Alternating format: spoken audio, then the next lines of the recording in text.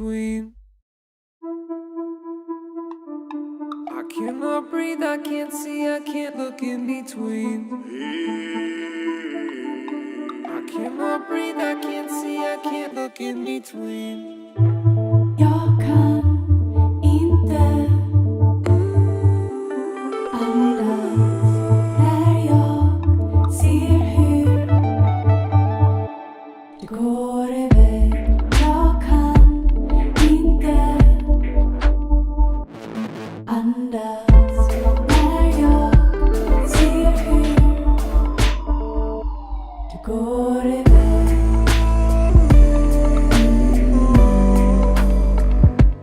Går iväg.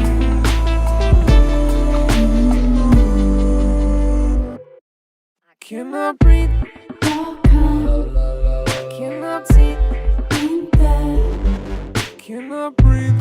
andas när jag Cannot breathe. Go like this. Yes, what up? We are live, everybody. Welcome to another great edition of the Spick and Span Show. I am your host, Ryan Greenspan, the Span part of the show. Spick, Mr. Spicka. Well, congratulations to him, obviously. Mr. Spicka, I told him last night, I said, congratulations. My text message went like this. Kyle, dude, congratulations. You guys did it. It was obviously thanks in part to us for not making it into the finals and because we practiced against you guys to prepare you. Don't miss your flight. Don't be late to the Spick and Span show at 4 p.m. But guess what he texted me today?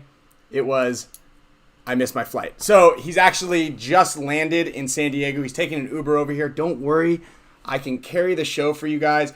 I'm live right now on Instagram. So everybody who's on Instagram, make sure that you guys come on over to the YouTube channel. I got a bunch of giveaways today.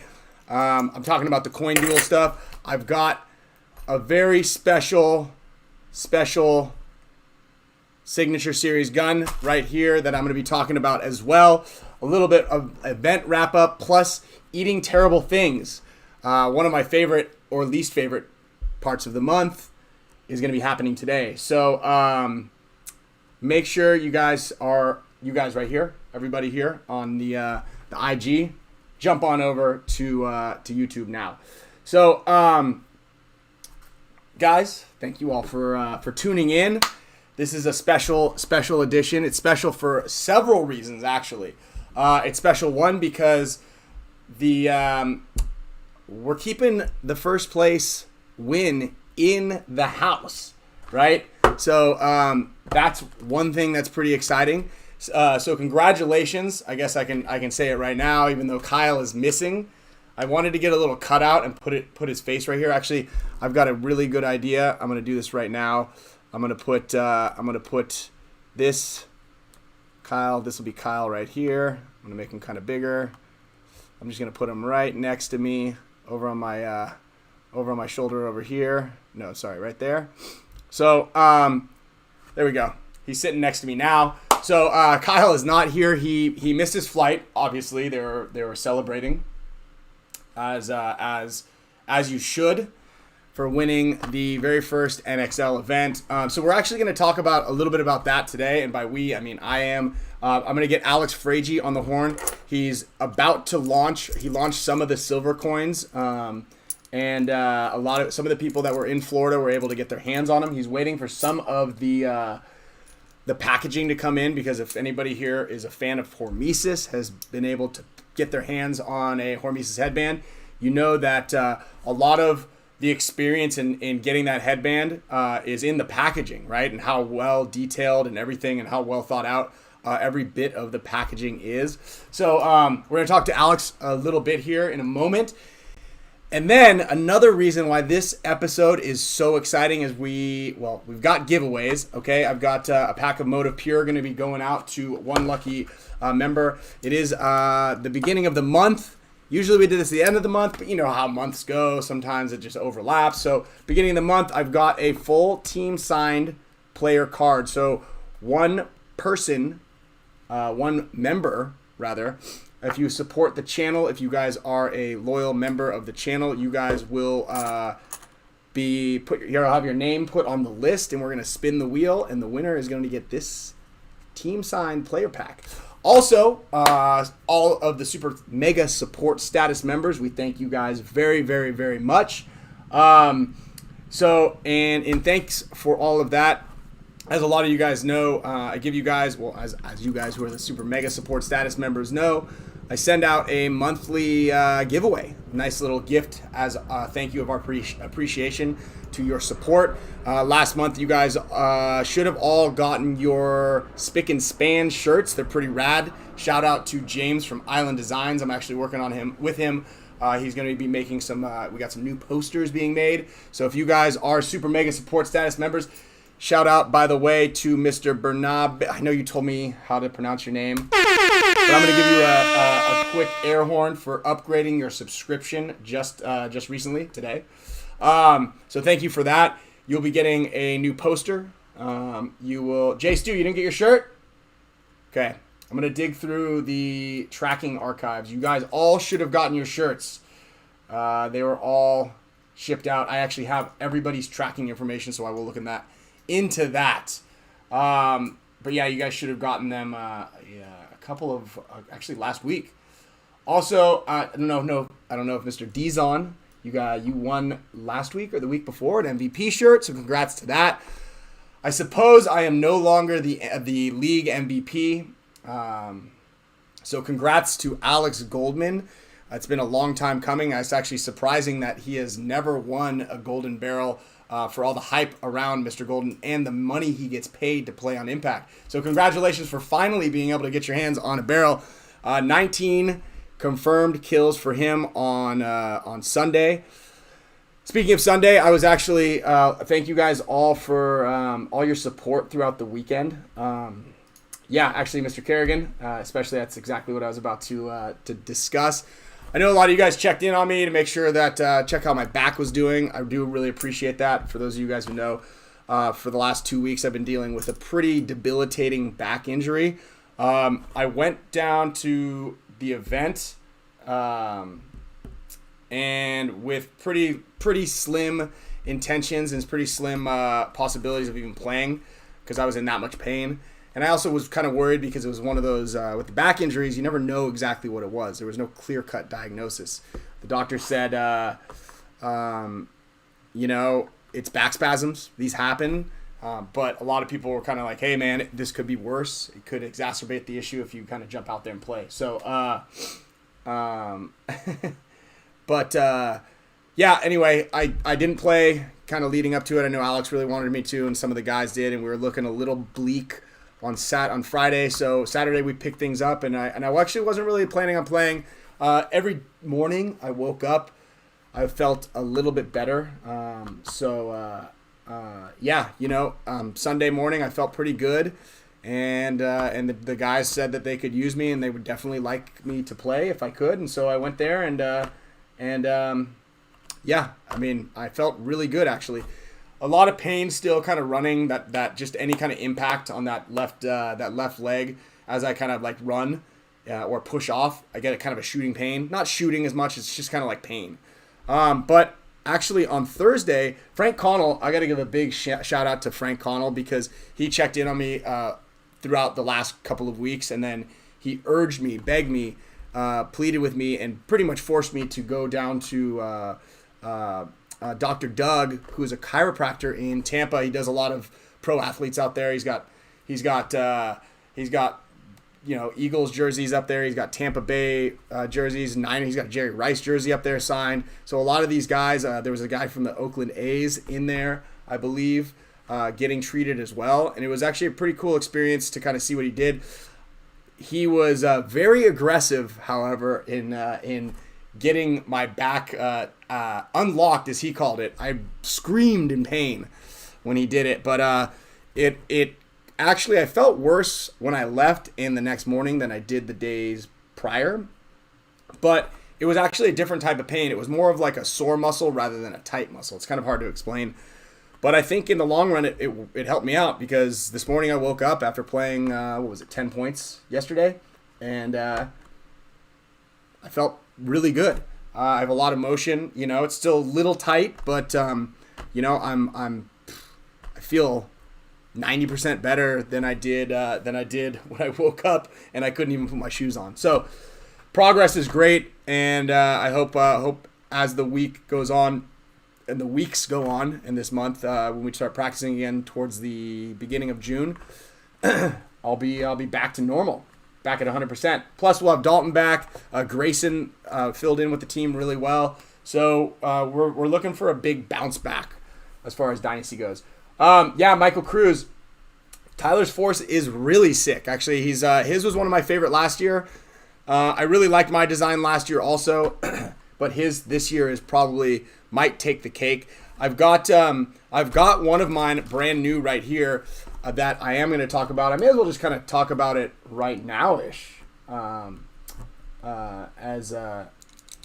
as everybody kind of, if you guys have any questions, go ahead and drop them in there. But I want to talk a little bit about the inspiration for this this Signature Series gun that I have right here. The reason the colors are the way they are, what I'm going to slightly change. This is kind of the prototype design. What the meaning behind this. I know we kind of talked about it a little bit in the last episode slightly as I signed off. Yeah, Bud, Spica is maybe hungover. I'm not sure. No, Spica missed his first 6:15 a.m. flight, which was I expected that, but hopefully he'll be here shortly. He actually hasn't texted me yet, but I'm expecting him to drop in the door. Which is actually, it's kind of nice that he wasn't here because I was prepping today's. As you see, my fingers are all green. I was prepping today's Eat Terrible Things challenge, and he would not have liked it. There's gonna be. I've got 6 things, and each of us have to eat 3. And I'll talk about that in a second. But really quickly, kind of going over this this design here. Let me try to get this in the light.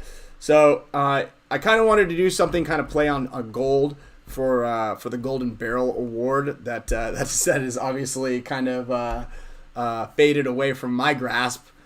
But I took this picture in Africa when I went on safari like 4 or 5 years ago. I'm gonna pull this picture up here in a second, and it's kind of been an inspiration photo for me. It's kind of like just to always be staying hungry. We pulled up to this lioness that had just destroyed this. I think it was a gazelle or something like that. It was pretty cool. Well, it's pretty gruesome, but I took this really cool picture that I like, and it's kind of a little bit of inspiration. And I always have it on the back of my screensaver. Camille's always mad at me because it's not a picture of her, but it's just like kind of mean, like it kind of shows, just reminds me to always be hungry and be ready and be willing to do what's necessary to win the games, right? So that's kind of what this blood pattern splattered in the back is. As everybody should know, a lot of my gun designs have a pretty big, bold accent color. Usually I have a pretty opposite of this. I usually don't have a flashy main body of a gun, and I just have like one big tag on the back or the side or something like that makes everything pop. But the two-tone grip right here, actually it's a little easier to see on this side. So let me pull up the picture so you guys can kind of see here. So this is the picture that I actually took. Hold on right here. I'm going to fade it over. So I took this photo. Obviously, the grass wasn't brown. I had the background dropped out. It was a green. It would actually look like... this was the original photo that I took of this lion that had just crushed this wildebeest, right?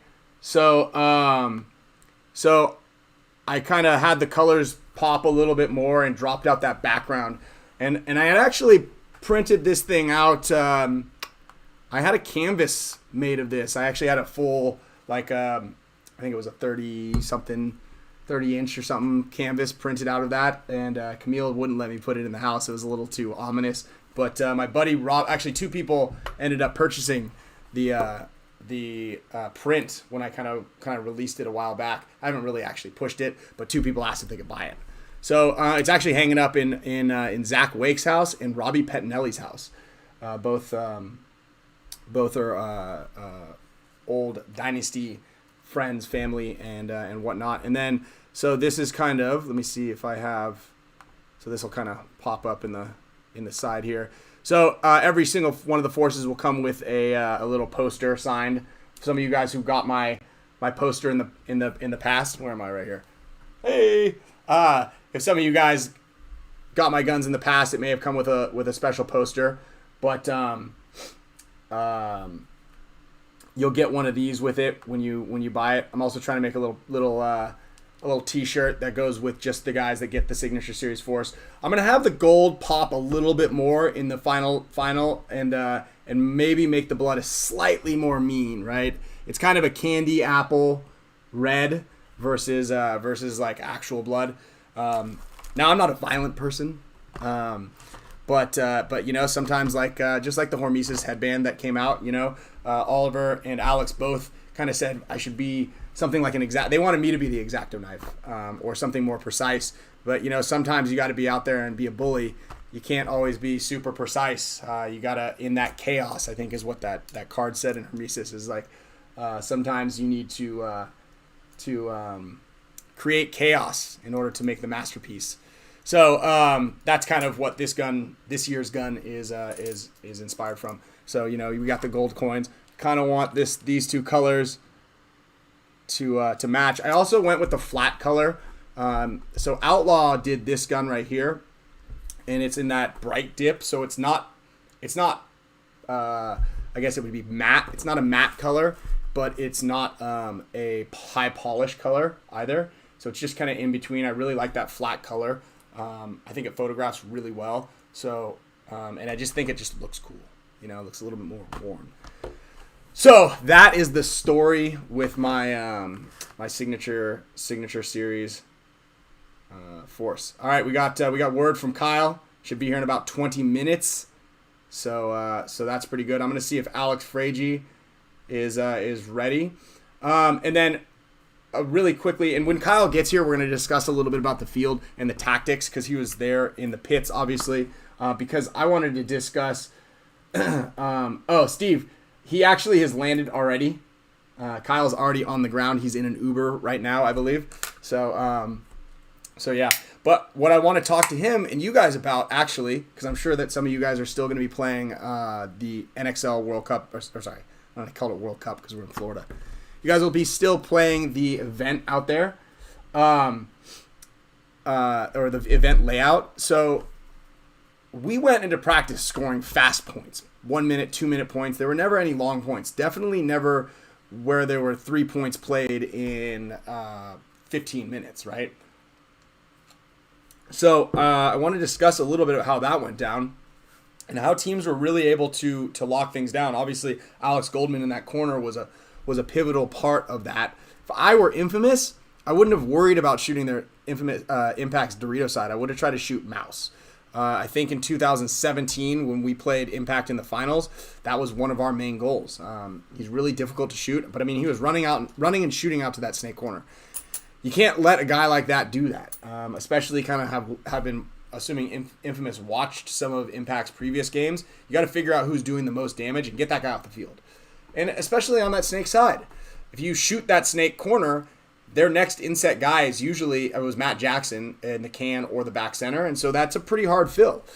But we're going to discuss a little bit about how the field was slowed down so much, why that Dorito side wasn't as effective. Also, another thing Infamous really blundered, amongst other things, were they never had any offense on that Dorito side. That was a huge blunder in my opinion. They just took that tall cake, never tried to fill out that way. And hindsight is 2020, but also they were up in that 1 point, I think it was 0.3, and Greg Sewers shot Nick Laval out of the middle, and then he decided just to forget completely about that Dorito side. J-Rab blew him up. So a lot of big mistakes. Not like we also made big mistakes, and we'll discuss that here in a little bit also. But yeah. Anyway, that's what some of the things that I want to discuss with Kyle and whatnot. Also, yeah, Loyal Blue Fox, good plug there. If you guys don't have Go Sports, you should create an account and just watch that match. It was very technical. It went really well. Another thing is we have partnered with Go Sports, and if you guys don't already know, and I know this is a ways away, but all of our prelim matches are free on the Facebook page, on the Dynasty Facebook page, rather. So let's get Mr. Fragi here on the call, because I do want to. Let's see, how do you call this guy? Alex, because he is definitely. Whoops. Oh, this one. Info. FaceTime. Because he is slightly more entertaining than I am, and I understand that. It's okay. I get it. Everybody wants to talk to Alex. Hey, look at you. Wow, look at that hair. Look at this. Look at this. Dude, you're pretty much the star of the show right now. Hey, everybody. Let me move this. I made Kyle's face really big. Poor connection. Yeah, that's you. Is that you or is that me? Hey, back. Huh? All right. I think he said I'm gonna call you back. So yeah, let's get. There we go. What up, Verbal? Yeah, this is the man for sure.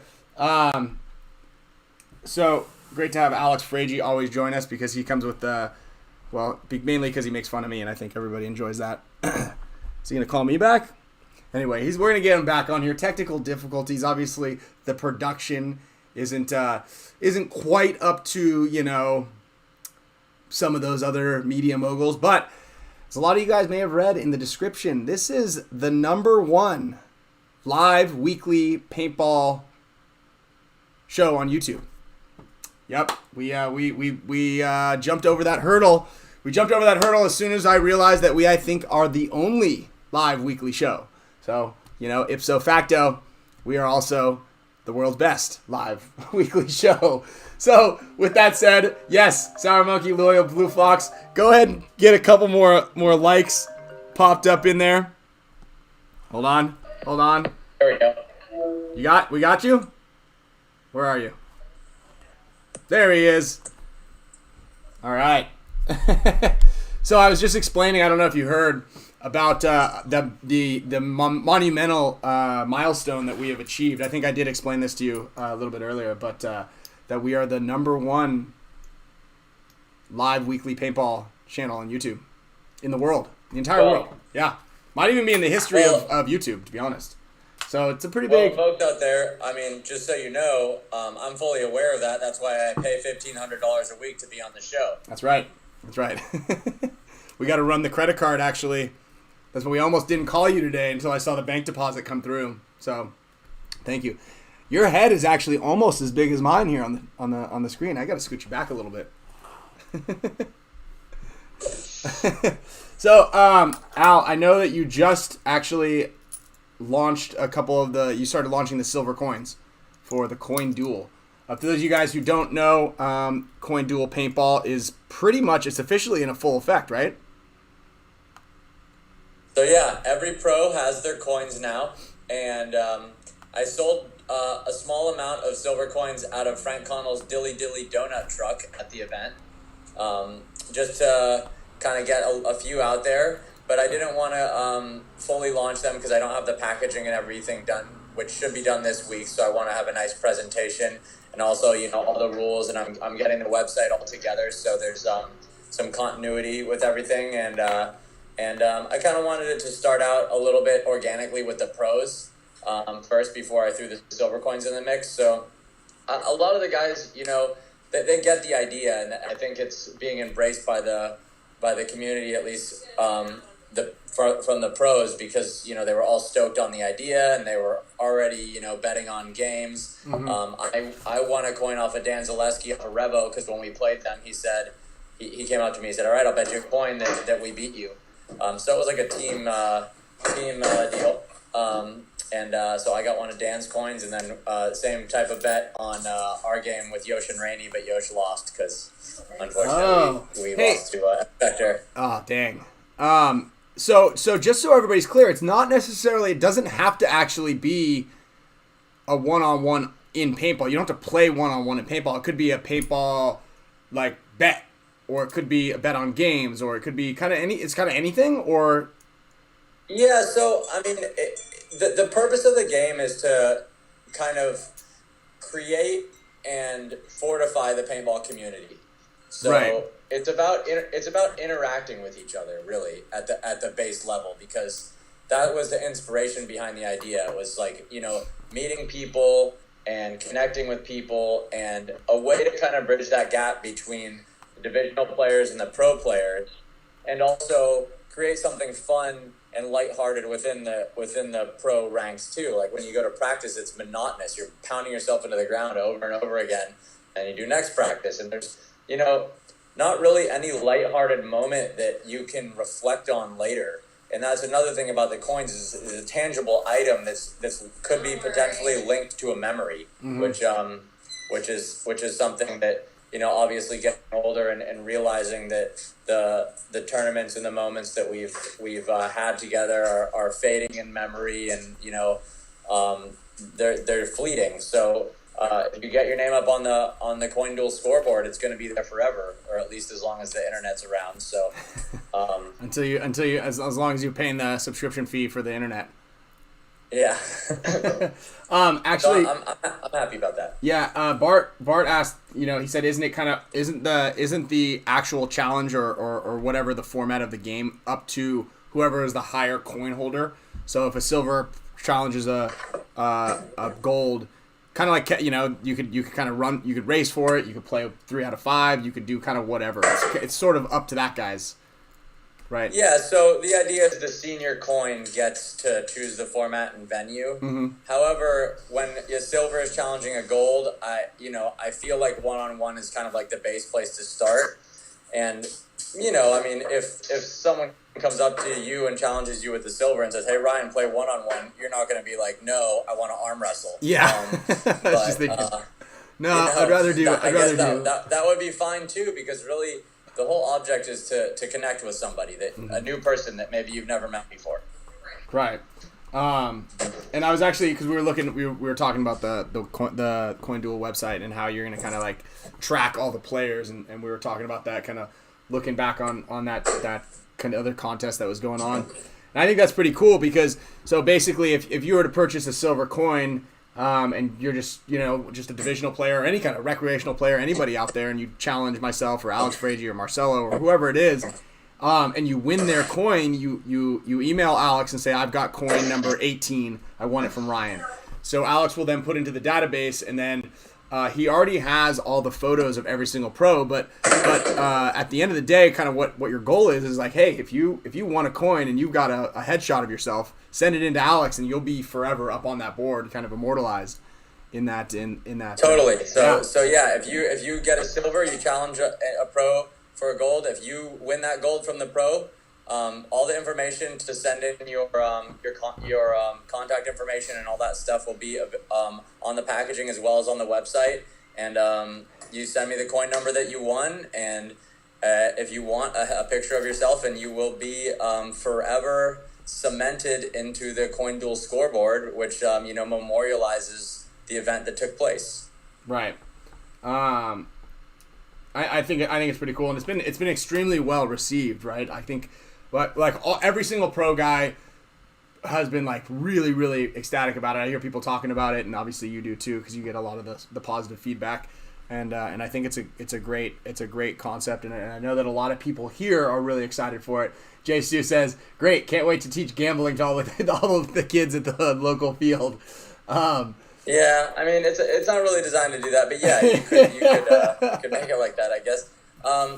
But already I got to meet just by giving some of the younger pro teams their coins, like LVL and AC Dallas and AC Diesel, ML and Kings. some of these teams that I really never met a lot of the guys on, and I got the chance to talk to some of these guys and see what they're all about. And already, just by introducing the game, I've already made new friends and met new interesting people that I hadn't met before. And really, it kind of started with the headband thing, because in selling the headbands, I started dialogue with people about the headbands that for example, a guy who's been playing divisional paintball for 15 years that, I've never met, but he's part of the fabric of the paintball community and ended up being, really interesting guy. I mean, that's just one little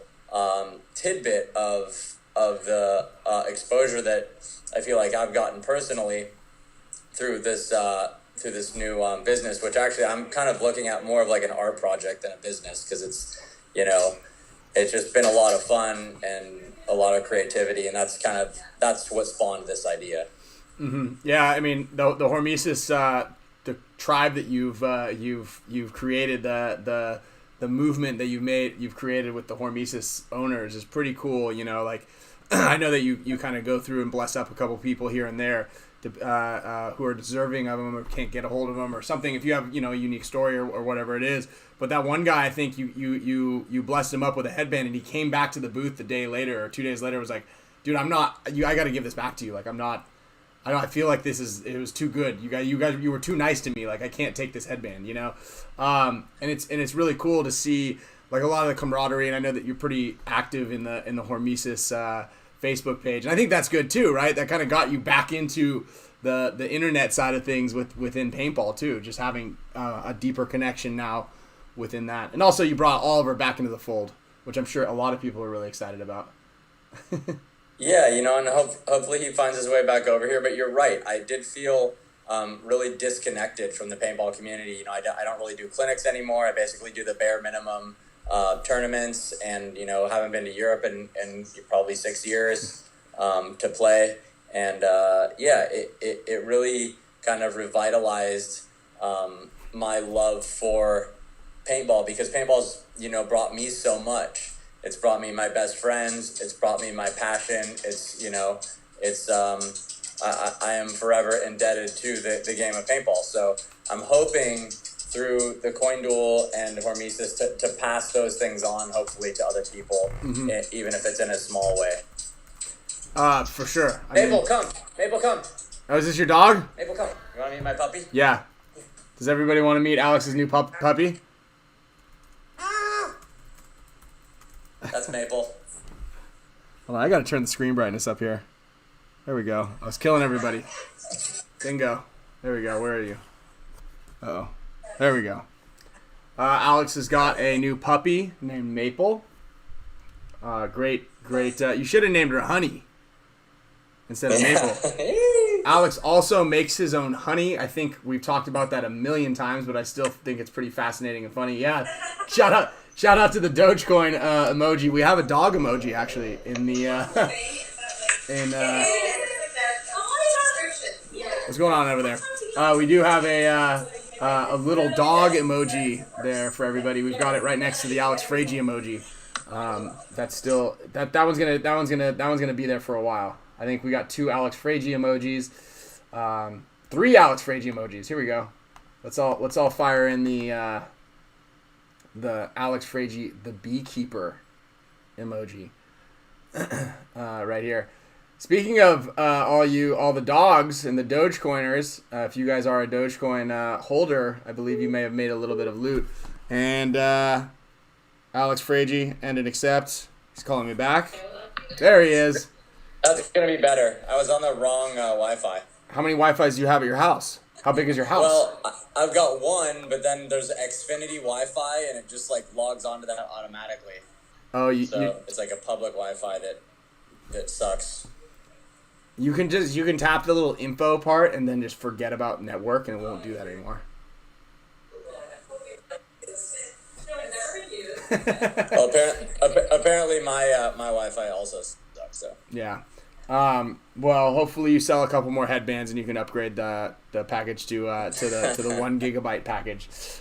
So Kyle's not home yet because he obviously missed his flight because he was being irresponsible after winning. But I've set up a pretty extravagant. Hold on, let me challenge for today, because we are doing the Eating Terrible Things challenge. Now, if everybody didn't know that Kyle and I made a bet originally at World Cup last year who would rank highest in the stats.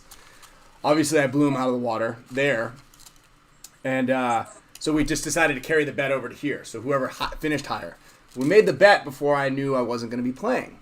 So flash forward to Sunday, and they don't keep stats until Sunday, and I ended up playing, and Kyle didn't play very many points. I think he got shot, or he was playing that snake corner. You don't shoot many people. So when I called him out a little bit, he was pretty worried, but they didn't actually keep any of my stats on Sunday. So we actually both tied. So yeah, I think I saw Kyle play 1 point on Sunday, and he got shot off the break going to the snake. He looked fast, though. He did look really fast. But, that's the team thing. Mouse had the hot hand, so, I mean, what are you going to do? You've got 10 all-stars on your team, so you're going to end up sitting 5 guys that would be star players on basically any other team. So that's right. A blessing and a curse that Impact has created for themselves. Actually, it's funny because I talked to both Matt and John Jackson that were previous on AC Dallas, and they jumped over to the new teams, and it was funny because throughout the prelims when I talked to them a couple times, they were both like, man, this is so much different. John's like, dude, it's like a weight is off my shoulders. I don't have to like make game plans, call lines. Like I'm so less involved in what's going on the field. It's actually kind of relaxing. And Matt's like, yeah, it's crazy. Like it's so much less stress on everybody. And then he's also like, but it sucks. I don't play as much. Like it's weird. I have to get used to that, But that was kind of funny. I mean, I know those guys are getting paid big bucks, but I mean, what do you do this for, right? Are you doing it for the money, or are you doing it for the love of playing the game? And when you get yourself on a team where you're, you deserve to be playing because you're an elite paintball player, but your team is full of elite paintball players, what do you do when the coach says, oh, you're not in? Why? I'm really good. Why am I not in? Well, because all of these other guys are really good too.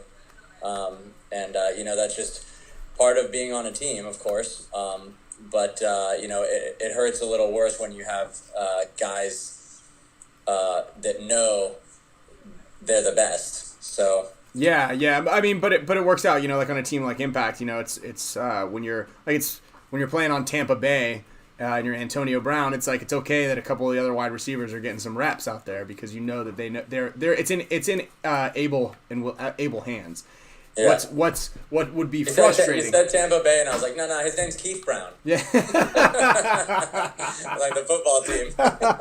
Keith Brown, Antonio Brown, same kind of thing, And that barking right there is news that Kyle Spicka, the winner himself, has just arrived. So we're gonna talk about a couple of things, but the eating terrible challenge is something that you're gonna want to tune in for and stick around for, Al. But we've got 6 items on the plates. They're in the refrigerator. Some of which aren't gonna taste great, unless you're some sort of weirdo. Some of which are gonna taste kind of nice. Actually, I used some of Alice's honey in 2 of the recipes. Yeah. And then I used some items exclusively. One meal, one appetizer is specifically straight all garden ingredients. Everything grown from the garden. So we've got some really neat things in here. So I don't know exactly how we're gonna choose who gets what numbers, but you're gonna just pick at random and then. Out of batteries. You want to meet my wife? Yes. Do we want to meet Alice's wife? Get back here. No, she ran off. Almost got her. You shouldn't have said anything. Also, what I forgot to add is giveaway stuff. I know I talked about the signed player cards. I know I talked about jump on. Yeah, jump on. Look at Kyle's coming straight. Tune in next week. I'm gonna kick Ryan down some silver coins to give out. So make sure to spread the word. And if you want to get some of these beauties, so you can go challenge hungover Kyle. Then the Spick Span show's the place to be. Ow. Hey, congratulations! Thank you. Ow. Thanks, Alex. So yeah, all right, cool. Well, thanks, Alex. I appreciate you jumping in. We're gonna talk a little bit about how the field played, what we think about the layout. I'll tune out for that part. And kind of go. What we're actually going to talk about is how the field went from really really fast in practices and a lot of the other games to a finals that was 2-1, And actually, Well, that's cool. Just hit me with a text when you're gonna eat the feces. okay. Thanks for joining in, Alex. Hey, good game of mini golf last night, by the way. Congratulations. Oh, that's right. That's right. There is one winner. There's another winner here also. Yes. So thank you. I almost forgot about that. I did win in mini golf. I was stoked to get the 2 hours of sleep before I got on my flight. I was on a roll until Ryan hit me in the balls with a club, and then my game was stifled from that point on. Yeah. Check out my Instagram story if you guys want to see how I overtook and played some mind games with these weak and feeble mini golf players. I don't really call that mind games. Those are hit me in the testicles with your club games. Alex, I uploaded all those coins you gave me to the blockchain. All right, dude, we're live. When's the IPO? I put them on the copier and just sent them in to the cloud. Actually, these are your coins right here, I think. I know, yeah, I forgot them. A bunch of people were like, hey, do you want to flip for a coin? I think Rainey has one coin left because he just flipped everyone. I know. He was, I know he won one off of Yo, so he's got at least that one, but he was like, man, I need more coins. He's like, I'll do 2 for 1. I'll give you huge odds. I need to get some coins back. Yeah. So if you want a good challenge, go find Rainey Stanzak. Yeah, that's a great way to you could probably make him just hit him up and make a bet. Just and then he'll send it to you. Mm-hmm. Actually, Rainey is the reason we use the wheel to choose people. That's where the wheel came from, is because Rainey wanted to gamble so badly, and he didn't have like internet service, so he couldn't do it online, and he just needed to gamble so badly that we created a wheel with 4 names that was like me, Kyle, Rainey, and Archie. Yeah, and we would spin Marcelo, it for Marcelo, and we'd spin it for €1 time every time. Every time you spin, it'd be €1, and then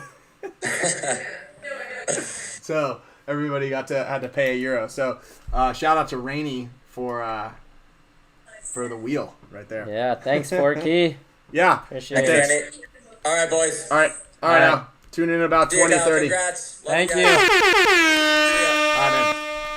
All right, there he goes, Mr. Hormesis himself. Let me wash my hands. I just got back from the airport. You actually just keep your hands dirty, to be honest. Once you touch some of this food that you're gonna eat. No, I'm just joking. It's not that bad. I was explaining to some of the guys out here, but it's but yeah, Kyle came in with some sick prizes also, because as a lot of you guys know, we give out a prize like every week. We give out something, whether it's like a sticker pack, there's a Motive Pure, some of the like kind of like smaller, littler prizes to get everybody involved. So we're trying to give away as much stuff as possible, and then every month we give away a bigger bonus, like this signed player card pack. Sometimes we give away goggles. Actually, I think we've given away like 4 pairs of goggles. We've given away like 2 or 3 gear bags. We do have a backpack that was donated. Oh, from a carbon backpack, right? Yeah, carbon backpack from Corrupt Combat.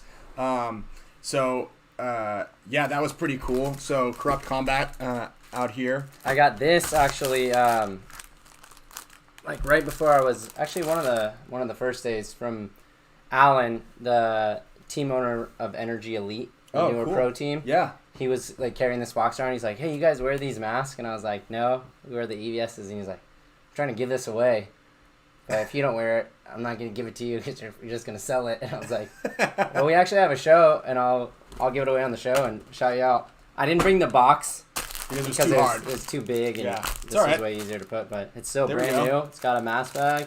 So, do we want to give this away this week, or you want to use it for next week's prize? Save it, yeah. Yeah. So, and in order to be qualified to win, to get your name on the wheel that we spin, you just got to be a member of the show. We're actually right around the 120 members mark. The other thing is, if you guys are watching this show during the week, and you're like, "Oh man, I want to win." That's okay. If you are a member and you're watching the show at another time, your name still goes on the wheel. You don't have to be present and live to win, as a lot of people know.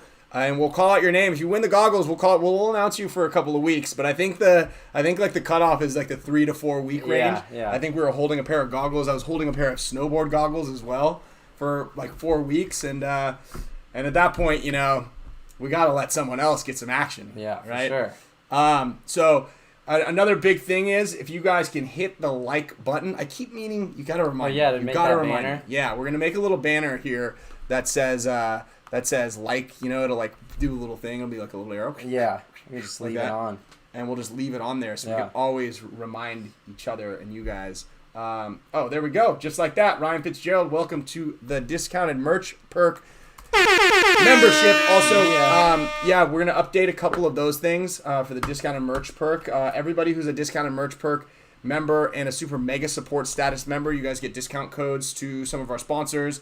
I know that there's a 10% off of HK Army. There's a 10% off of Valken. They're not even sponsors of us, but we're still gonna give you guys the discount codes regardless. There's some discount codes for some like energy bars, some sandals. Also, if we ever have some stuff for sale.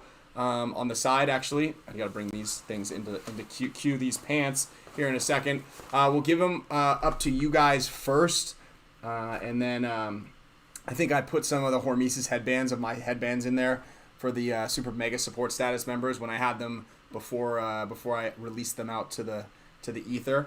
But HK actually just released these new pants, these new joggers. Yeah, they're like the highest end of their joggers. So they basically just replaced this front with it had that whatever like the sweatpant material, and now you can't even really see what's going on here. I saw somebody wearing their HK paintball joggers in the airport actually. Yeah, were they the one? Did they have the ballistic knees on them, or were they? No, it looked like joggers, but I think they plated them also. Oh.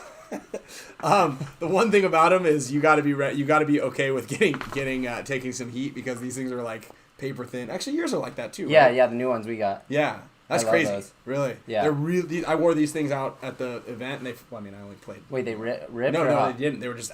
They weren't hot. They were really comfortable. Yeah, way more comfortable. They feel like you're not wearing nothing. Yeah. But I probably wouldn't wear these things if I'm playing in a big woods ball game because sticks and things like that might hit me. But like they're like ultra lightweight, really airy. Yeah. Yeah, exactly. You guys think of like what material. Like maybe like tennis players would wear. Yeah. Yeah. Yeah. It's like you feel like a real athlete wearing these type of things. Yeah. Anyway, these ones are XLs.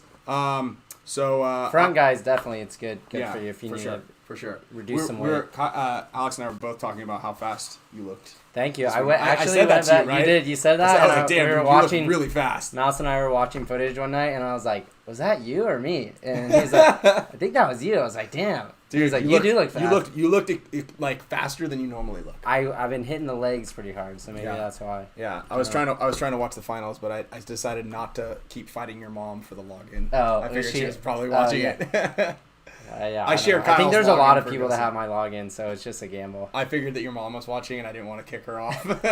Every time you log into someone else's Go Sports, if they're watching it, it kicks them off. Yeah, so it's a battle. Yeah, and obviously if it's like a mother, they're like, "That's weird. It's broken." It must be broken, and then they just log back in, and then they kick me off. Yeah. But I think we realized that one time. Yeah.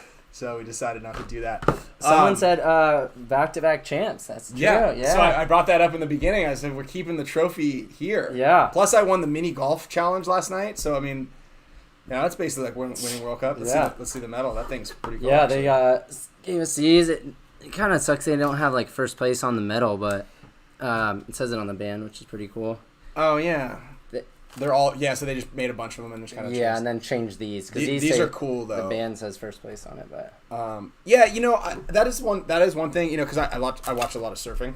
Yeah. And if you remember seeing all like the European trophies from back in the day, every event had a different type of trophy. Like there was the Germany event, there was the really tall skinny one. Yeah. And then there was like the Toulouse one was massive. Yeah. I love the fact that like every event had its own unique kind of prize. Like this is cool. That right? is cool. I thought that was really cool. This is like a cool keepsake because if you look at all the medals that I have, from the past, like I have medals from the 20 years. I have 50 medals, and they all look exactly the same. Yeah, they're all just circle coins with a laser engraving that says whatever the date was.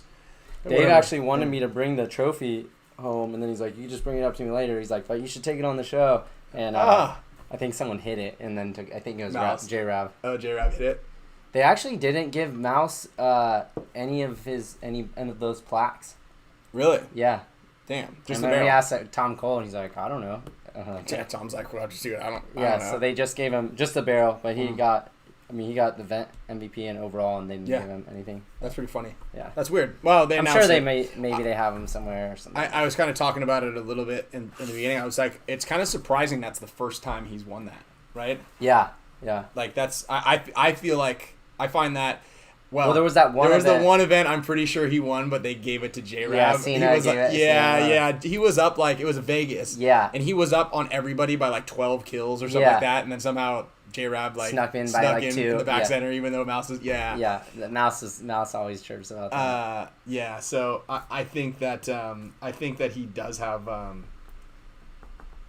extra one. I would almost give him that, but I'm not going to. Someone said, I thought you would be hungover. I probably would have if I wouldn't have got some extra sleep and switched my flight to a later flight. I was telling everybody how I texted you. I go, dude, congrats, man. That's epic. Yeah, Good I was job. laughing. I really didn't want to text you. I was going to say, like, oh, I missed my connection. I'm like, I was going to tell him. Wait, you missed the connection? No, I was going to tell you I missed my connection. Oh, just to mess with me? Yeah. Well, I was before we're gonna talk about one thing about the field. As I was kind of discussing it, because I actually kind of want to know because I was watching frustratingly. Our first day really sucked. Yeah, I felt a little sad for you guys watching because you guys played us really great in practice. Yeah, we played. I feel like we had a really good practice against you guys, but even our practice against you guys wasn't anything like that, right? What the field, there was never a time when the game ever went longer than 2 or 3 minutes. No. There was definitely obviously there wasn't as much on the line in practice, so guys maybe were trying a little harder, but there was no. It's not like you don't want to lose games in practice either, right? Yeah. And so I'm just really perplexed on how, because we had a game that was 3-2 or 2-1 also against Aftermath. Yeah. Our Thunder game was like 3-5 or something like that. Sure. But there was a couple of other really close games, like 3-1. You guys and it was Russians and Damage. I think was 3-1. Yeah. You guys were 2-1. You guys had another low scoring game I think before that. Yeah. X Factor was. Man, I think it was 3-1 also or something. Yeah. No, it was 5-4. It was 5-4. And we got up 4-0 on I saw that. I watched that. I saw you guys were up 4-0, and I was like, God damn it, because we blew it. I know for a fact that we should have beat X Factor. I had a couple bad points, but especially bad the point leading into the overtime point where they scored with 8 seconds left on the clock. Yeah. I got too excited about that shot on the inside. I saw Archie kind of moving up through the middle. Yeah. When I just checked off the inside, and I saw him coming, and I was like, oh. And I went to shoot him, and then right then, of course, is when Billy popped up in the snake too and shot me. But obviously, I got greedy on that, which is something that I always tell people. Like, it was a classic 3-on-5 drill. Yeah. Right. That you just burn the clock off. All you got to do is burn the clock off. Yeah. Right. And you just get a little too horny for that guy. It seems like he's in the open and it's perfect, and that's exactly when someone comes up over here. I think we even did that. I forget if it was the end of the X Factor or Damage match, but like Nick and Mouse knew we had won, like basically won the game. We were up only a point, and there was about 10 seconds left, and so both of them took off to go bunker people, and Nick got shot like he was shooting a guy, but I think the guy it was a millisecond shot him first, but the refs couldn't see the guy. He was in the money, the god. The PC bunker, close to the snake. But then there was a trade out, but Dave was like, Nick, he's like, the ref didn't see you shoot that guy, and you get a major right there, dude. tied. Yeah, big time. Yeah, swing the momentum, all that, right? Yeah. For sure. It's one of those things. It's kind of like in basketball or even in football too, right? When the guy, if they get an interception and they're up and you just all you want to do is run it back for a touchdown, and they kind of fall on the ball. Yeah. Right. That takes a lot of discipline. Yeah. Or in basketball, because a lot of those guys get paid on stats, and obviously playing a competitive sport where you're up against another elite athlete, sure, as an opponent, you want to slam it in their face and be like, I'm gonna run the score up on you. Yeah. You just gotta fight that urge. Or for me, I knew what was going on, and I knew we were up a point. I kind of looked at the clock, saw it was a minute left, and I was like, all right, I'm just gonna hunker down and try to shoot Jesse. Yeah. I bounced him in the elbow. I was like, damn it. And then I was like, okay, he knows I'm here. I check off the inside, and I was like, all right, this is the time that someone's going to come up the middle like I just did. Yeah. And I look up and I see him kind of running that highway route, but there was all those pins and I was like, oh, and all I need to do is just sit in there and be like, okay, he's kind of far away. Yeah. And then right when I got shot, I looked at the clock and it said 33 seconds. I'm like, dude. So, it's like one of those things you just got to understand the scenario and the moment and don't be greedy. Yeah. That's what it was. Yeah. That's funny you said about the money and the PC bunker because when I played, because I hadn't played in 2 weeks. Yeah. Even though I've been going to the meeting saying the money, when I ran up and shot Archie one of those points, like I ran up at the back, shot him in the back, I was like, that's a G out of the god that's G3. I don't know, like I was like excited and I forgot what the name was. So I'm gonna put together a really good argument of why we should continue to call that the god, because everybody on our team struggled with it. Really, like, no matter what they say, like they would say it and then we'd still say it and be like, it's the god, it's the money. Yeah, right? yeah. So it's just one of those things that's always been in there. Yeah. So So what do you think caused? Did you play any points on the Dorito side at all in any of the practices? No, I didn't at all. I mean, I think that Infamous were idiots for not putting. They didn't even put a guy over there. Yeah, ever. yeah. I think that was the biggest mistake that they made. Yeah. They blundered that point when they were that last point that you guys ended up scoring. Yes, where it came to a trade out. It came, not the stalemate, but the. Not the stale point. The point after the stalemate. Yes. You guys ended up winning. I think that point. Yeah. And that was the 2-1. Yeah. Because you guys were tied. And then that fourth point just ran out of time. Yes, exactly. So Yeah. you guys were tied. There was a stalemate point, which obviously Mouse Thomas saved. Taylor. Yeah, Mouse saved that one too. But Yeah. Thomas Taylor got a major, and then Mouse moved into the Snake 1, and no one saw him. Yeah. And that's when he shot like Greg, and then he traded out with. Greg. Yeah. But then the point after that, so it would have been point 3 or 4. Yeah. You guys were even 4-on-4. Mm-hmm. They had shot your Dorito side. Yeah. So it was actually 5-on-4, but then you guys shot TJ. Yeah. Okay, so it was 4-on-4. You guys had advantage over on TJ who? Danner. No, he's on X Factor. What's the guy? Ryan Hall. Ryan Hall. Jesus. It's okay. It's okay. We're piecing it together. And then it was a 4-on-4, and I think who played on the Dorito side for Infamous? Was it Cody? Greg and Cody. Cody played really well. Yeah, but if he had left that spot earlier, that little cake. cake. He waited till like later in the game, and then I think J-Rab just dinged him. J-Rab was like mind manipulating him, just moving all around the Dorito. Mm-hmm. J-Rab played really well, like just moving up and back and forth. J-Rab held off on the 4-on-2 against Damage. When the only gun that they had on the field was Mouse in the corner just picking everybody off. And J-Rab's gun was down. I know. Yeah, it was full of sand. Yeah, so he was like, he would shoot, but the weird thing, and this is like a big blunder on Damage's fault. Sorry, we're skipping around here. But like, you can hear his gun, like his bolt would stick forward and then it would go on top of it. And he would have to click it back. Yeah, on top of that, Rav said that everyone in the stands was like, his gun's down to Damage. Yeah, Damage really. I heard the fans actually in our Infamous match. It was like Mouse left in the corner one game, and they were like, "It's just the snake corner left." Yeah, I'm like, holy crap! It was a lot of coaching from the. Yosh had said something about that too. He's like, "Hey, just so you know, like those guys are all talking from the sidelines." Yeah. Jason. It's tough. Like, how do you do that? Like, assess a penalty. Who do you give a penalty? Because then you can go counter coaching and be like, if I know that that's going to get my team a penalty, I'm just going to coach the other team. And get them penalties. Yeah. So that is tough. You're right.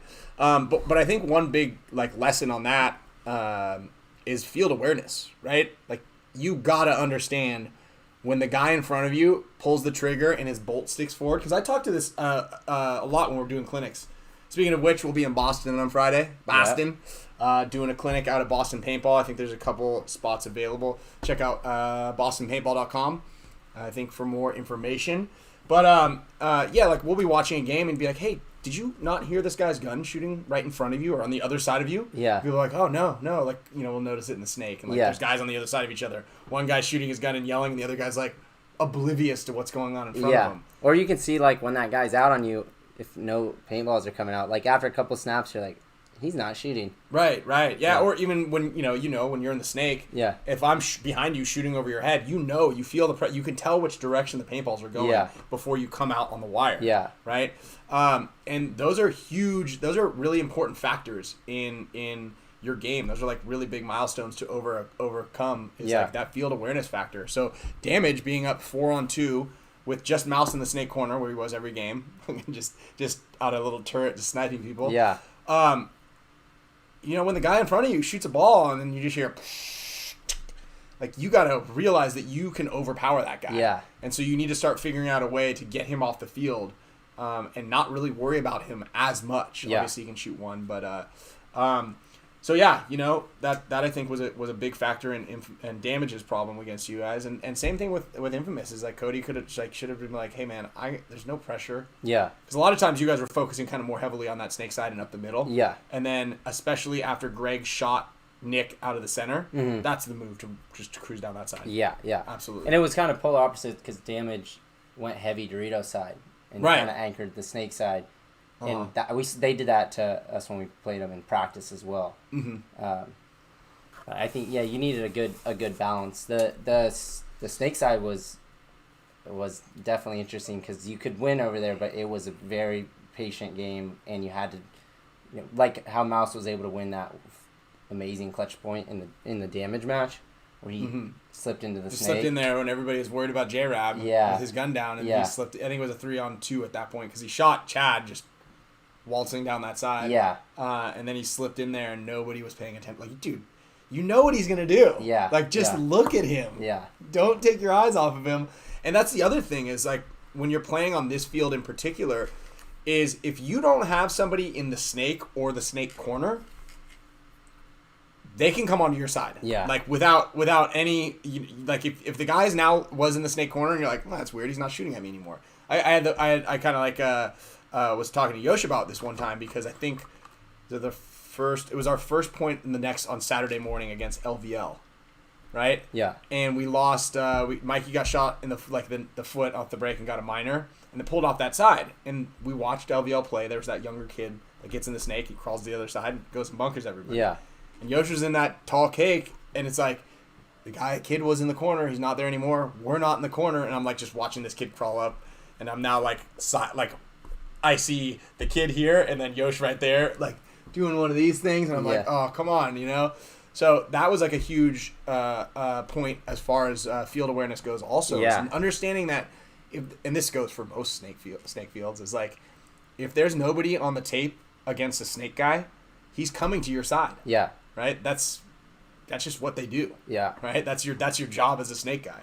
Even that point, Thomas, that really long point in the finals, where Thomas left the center of the field and got into the snake. That was nuts. They didn't see him. No. And I was like, oh man, this is going to be bad. And he just crawling. And luckily, I believe J-Rab he missed J-Rab. So this was Thomas's problem. But this is actually Callie's fault, in my opinion. Callie was in the corner matched up with Mouse. Yep.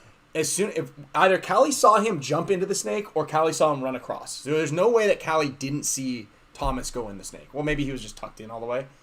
But it should. I think he knew. He was shooting over him. Right. So he should have been pushing Thomas to go. Yeah. If I saw you jump into the snake like that and I had dominance of Mouse on the mirror, and Mouse was pretty much predominantly looking on the tape anyway, I would get, and I know how Mouse would play, I would get Thomas up to your side of the field to get the cross shots. Oh, yeah, for sure. Get all the way up there, or make Mouse come and get you, because I know that I'll shoot Mouse down the tape. Now we don't have to deal with Mouse anymore. Yeah, and then you have a 2-on-1 with field spread. Yeah, and I mean, like, because J-Rob obviously is an elite player, he played that little Dorito. Like, you always play those spots. If you're a Dorito player, always play like the snake is hot. That's just like one thing. You shouldn't get shot, or you shouldn't be surprised by him. So J-Rab was just playing that thing like, I can't see the snake.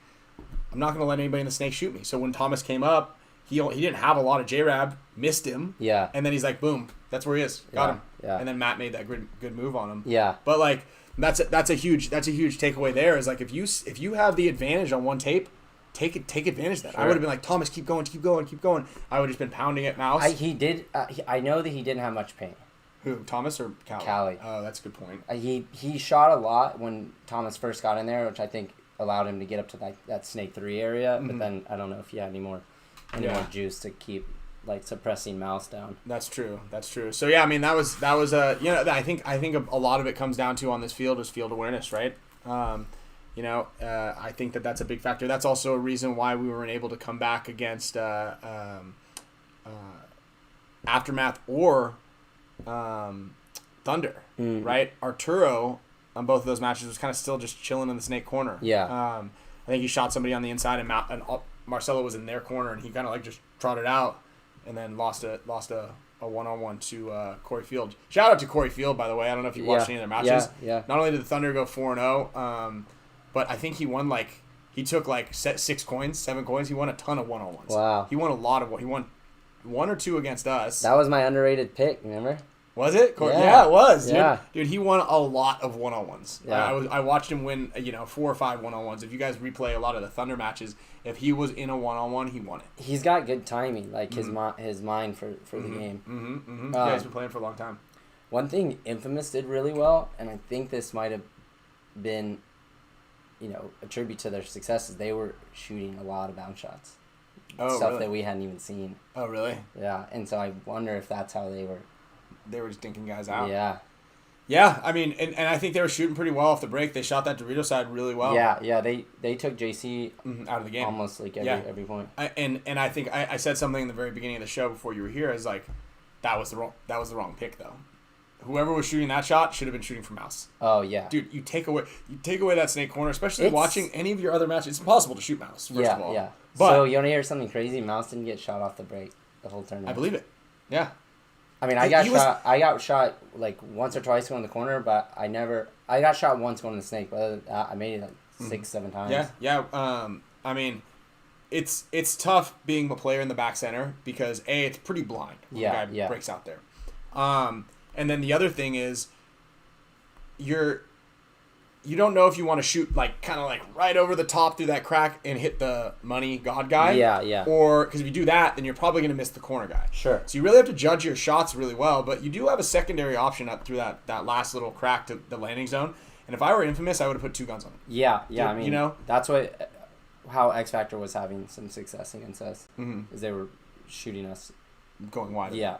More so than anybody else. Yeah. I mean, still not a lot. And that actually helped us against X Factor. Marcelo started connecting on that shot finally. Yeah. And we still weren't able to to pull it together. That one was a tough one too. So I kept saying, no one was playing utilizing the blind zones on our match is the whole tournament. I thought that would be on the snake side, and then X Factor was doing a little bit more than everyone else, right next to the can. Yeah. In that little blind zone. I really like that one. Or the Doritos side shooting cross in front of the god. The Doritos side one was a little bit more dangerous because that shot to the god, you have to take that shot. He might not go. And the guy going into the cake has a... Yeah, he can see you, And I didn't like the Doritos side one as much. But the snake side one I think is really good because the way it lined up with the back center, because the can was the can on the snake side was a little further, that back center guy doesn't have the vision, right? He doesn't have the inside track vision. Yeah. Right? If you're shooting the Dorito way, you can kind of see the whole thing because of how close the cake is. So you'll see the guy fly into there or not. But the can on the snake side, you can just drop down and that little nipple of the W blocks you out for the back center. Yes. And you have a shot on either side. Yeah. And you can shoot a little high and right for that money and the corner. Yeah. It's the same shot. Yeah. We talked about using it. We just never went. We just did the exact same game plan pretty much every time against X Factor. I had a little trick that I didn't see anyone do the whole tournament, and I just stopped doing it because I felt like I did it so much through the prelims. So I would go out to the corner to that blind zone where I was a little bit shorter than the big wing that would block the back center out. Because the back center would shoot in front of the god and then that last cut for the corner. Well, in between there's a spot that would block out the snake can. And then, I saw you run out there. and I could stop right in that zone and shoot right into the back center. You did it in practice. I saw you do it to us against us in practice, and it was pretty cool. I was like, oh, that's interesting, but I was. It was a little bit risky. I did get bounced once or twice doing it, but even one time I was able to shoot the god. Okay. Because he would just slide into that. Slide in a little wide. Yep. And shooting the outside and then. But that was a good way to get out there too. And you guys are still playing it. Yeah. The one crazy shot that Infamous is doing is and we saw in practice, we just felt like it was kind of a waste of time. From the, I forget if it was this, I think it was the back center off of the opposite team's tall snake tower into the other back center.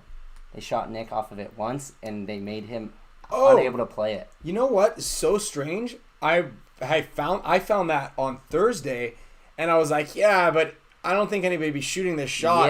But it goes in at a different angle. I remember Tyler or whoever was like, dude, that goes in at a weight, because I was trying to see if I could shoot it into the snake can. No, it was the to the tower or the command center or something. Maybe? No, I was trying to shoot it into the wing. Okay. Right, and I was trying to do that, and someone was standing in the back center, and they were like, "Whoa, that's hitting me." Yeah. And I was like, "Oh, yeah, but I could just wrap and shoot it." He goes, "No, it's a different shot. Like it's coming in at a way harder angle." Yeah.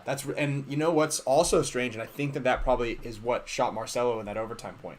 Yeah, maybe. Because he said they were doing a bounce shot. X Factor was doing a bounce shot every single game and never really hit him. He saw him doing it, but in the overtime point, he got shot off a bounce shot. He said. Wow. Right, that's what he said. So, that is actually there we go. Justin Lamb said that too. I think that's how they shot Marcelo. So they were trying it the whole time.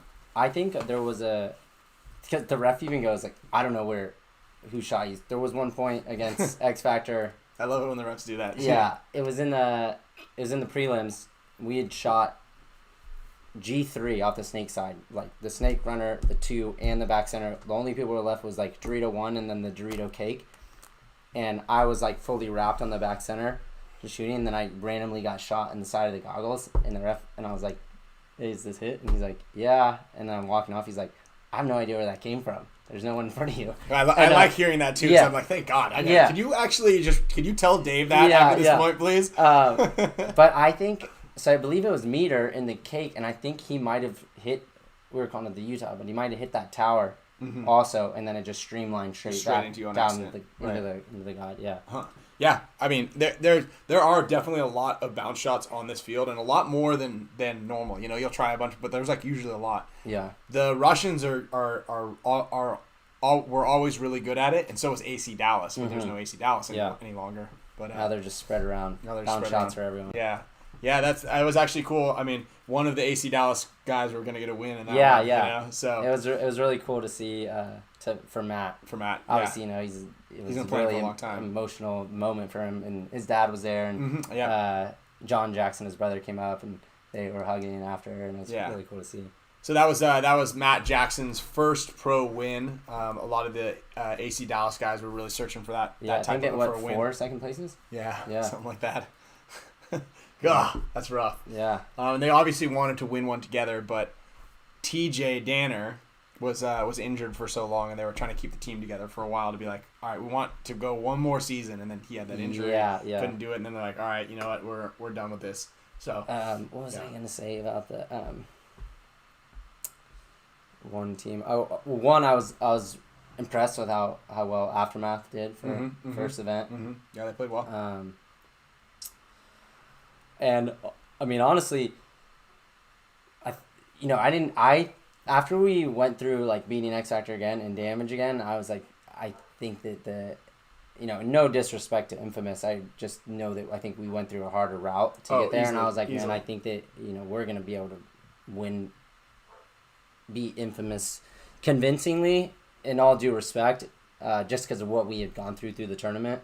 And I thought they played amazing as well. Obviously no one's coming in there cocky, and we know it's going to be a hard match either way. It's like pro finals. Obviously you don't get there like. And to be completely honest, I think they should have won that point. Yeah. There was I mean, Greg screwed it, and then that they could have pushed Thomas down. Yeah. It was Trevor and I were talking about it too before the match we were playing now. I'm like, man, this is a scary match because Infamous has that one every like 6 years. Yeah. And I was like, we're looking really good, but Infamous is always that secret sleeper, that one tournament every few years. Yeah, where they play extremely well. Yeah.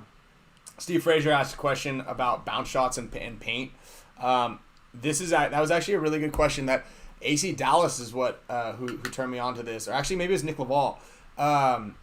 Do you choose paint based on like knowing that you could shoot bounce shots versus can't or wouldn't, right? And I was like, I in my opinion, no. I always go with the most brittle paint that I can possibly find. Yes. But Nick Laval told me one time, he's like, and I think John Jackson said the same thing. Yeah, the AC Dallas guys. They'll get 2 different lots, and if they're tasked with shooting a bounce shot, they'll get a little bit harder of a paintball that'll make sure that it comes off of that. Which I think, they would split pods. Yes. So the left pods were bouncier paint, and the right pods. See, that's high level. That is high level, but that's also, you risk it, right? Because you're taking a more bouncy paintball, right? And you're taking off a lot of the velocity when it hits whatever structure it hits. Yeah. To change its direction. Yeah. So I mean, I'm not physics or geometry major here, but like as it hits that bunker, it usually doesn't come off with more velocity. Sure. It's not. I mean, it shouldn't. I think that's the law of motion or whatever. Yeah. But like it'll come off with a lesser action, so that's coming. Especially because you're shooting downfield. Yeah. So oftentimes it'll hit you and maybe bounce off, but you're wanting to hit like a hard object. Yeah. So that's a good point, but guys do it. I think Nick Laval does it too, because I think I brought that up to Nick one time, and I was like, dude, isn't that crazy they do that? And Nick's like, yeah, I mean, I do that. Yeah. It makes sense to me. And I was like, oh, really? Jesus. Our paint was literally like 9.8 out of 10 good, really? Because it would bounce, but it would crack on everything. It was super brittle, but it would bounce off the bunkers. Mm-hmm. I mean, I think I shot from the corner off the God into the can. I think I shot 5 people through the tournament, like at least won a game. Yeah. Which is that's probably one of the best bounce shots on the field, from the corner to the God into the corner can. of the God, into the can, the can for sure. So I'm glad that a lot of people are commenting on that little topic about the 2 different types of paint. Paint. I've said this before several different times, right? And as we're coming from the winter to the spring, and we're going to be in summertime pretty soon, and obviously it was 96 degrees out there. It's incredibly hot. That was also, I think, one reason why we were able to do so well. Yeah, you guys had a deep roster. We right. played the 2 Russians lines. had 6 guys. I knew they weren't going to make it. Yeah. Right. Yeah. Understanding what paint you have, if you have the opportunity to, right? Obviously, we get to go in there and be like, this whole skid, this whole palette, this is Dynasty's paint. Mm-hmm. Don't give it to anybody else, and they won't. Yeah. And then if you're just, if you're a D5 player and you're like, you come up with 3 paint tickets to HK, you're gonna get 3 boxes of paint. Yeah. And a lot of times you won't know the difference. You could be like, hey, what's the most brittle? And they'll tell you, and they'll be like, here, you can try these 2, and you throw them on a rock. But a lot of people don't know what to look for. Yeah. I mean, Yeah. 2 things. One, I was even catching up with a buddy who played with the Outlaws, and his name's Joseph Cho. I used to play with them when I was younger. And he's playing with Carolina Crisis, a semi-pro team now. And he's like, how's the paint doing for you guys? Ours is a little bouncy. I'm like, well, ours is good. We're still putting it on coolers on ice. And he's like, what do you mean? And I was like, putting the ice down and then cover it with boxes. And he's like, oh, man, we should do that. I'm like, so if you guys ever have bouncy paint, and Ryan, I know you've done a lot of BKI videos of this. Mm-hmm. Put it on ice, or if it's too brittle, go warm it up in your cars. So those are the two options. If you can alter the paint a little bit, and that incremental small thing is gonna. Yeah, it's the difference of shooting somebody versus bouncing somebody. Yeah. Like in that overtime point, the point leading into overtime, I knew Jesse was in that 50 Dorito, and the way that because we played in the morning, I could see his shadow. And I lined him up. Yeah. And he went in there and he did one of these things, and his elbow was sticking out, and I was like, I should have waited. I took a shot, boom, hit him right in the elbow. The ref goes like this, and then goes, oh, never mind. And I was like, that was 30 feet away. Yeah. And it bounced him right in the elbow, right there. That was the game. That was the tournament, or I don't know if it was the tournament. We played you guys next, but I like to think we would have played you better than X Factor did. Yeah. But that was the difference, and it wasn't maybe no other reason aside from that was a little bit longer of a point, and maybe I had those pods in my pack from two games prior. Yeah. And I'd been just sitting in there. I hadn't rotated them out. Yeah. I mean, if Mouse or I played, and we only did this on Sunday, we got super critical of it. If we sat in the pit for like 2 points without using those pods, we dumped them and used new pods. Yeah, that was something when I was sitting on the sidelines, I was like, we're just waiting on Friday and Saturday. I was like, everybody dump your loaders. You dump your loaders after every single point. And obviously we can afford to do that. A lot of teams and we're not dumping them in the trash can. Yeah, they're going to the pit crew. Yeah, they go into the box. Yeah. We just dump them into the box and the pit crews who are able to drive home with them. Yeah, or people live close. You take it for practice paint. Yeah. And it's still really good. So if you guys are a traveling team and you're kind of on a budget, like use that paint later. And that's something that our guys, Earl knows and Zach on LA Savage. I'll be like, let's just switch it out. You guys are getting a great paint price at the event. Take this for practice. Yeah, I mean, that's whatever's left over, take it for practice. But if it's hot out, let's get fresh loader paint. I could say we would go. I mean, Ryan and I are both really critical of this, but the divisional teams they'll load up all their pods 2-3 hours before they play, and then leave them baking in the sun till their next match. See it all the time. At least at least take some of that pressure out of the pods, like so they're loose in there, so they're not being squeezed in that heat. Minimum. Oh, one thing I was gonna say, a little trick for you guys. That you can see when people are carrying pods is for like a lot of front guys, especially on like some pocket fields, like say for this field, for instance, where people are going short versus going farther. If you're seeing the front guy usually walking out there with like 6 or 7 pods, he's going short, and then all of a sudden he's walking out there with 4 pods. You can make a safe guess he's probably running far past like a can or something. Yeah, so that is. So you should, if you can keep reminding yourself about that, that's a really good little trick you can do. Yep, that is right. So yeah, and you did point it out. There are a lot of BKI videos out there that go beyond just what to do with your paintball gun, and I've done 2 different paint, like how to care for your paint and like kind of getting prepped in the pits, that are really important because it kind of just gets rid of a lot of the distractions that are out there. Yeah. I believe one of the paint videos is a free piece of content for non-members, but for anybody who's even thinking about becoming a member, you guys, there is a 50% off of your first month's membership. There is a link down below. Click that. I believe it's SPICK SPAN 50.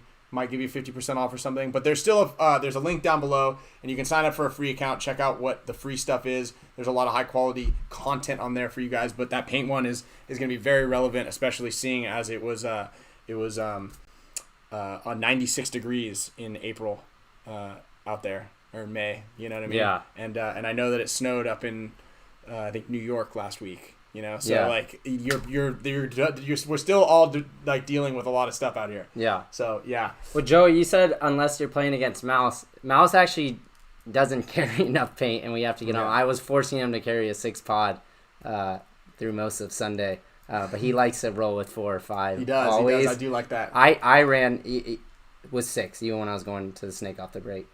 Just in case, to switch stuff up. Adam, I think we were what? Steve, what lot number do we use? I think it was 114 or 142 or something like that. That's a really good question. That's out of my pay grade. I just complain about it. That's all I do. I want to start doing some of those, like those little tips like that. I think I brought it up to you, like a little minute thing. Yeah.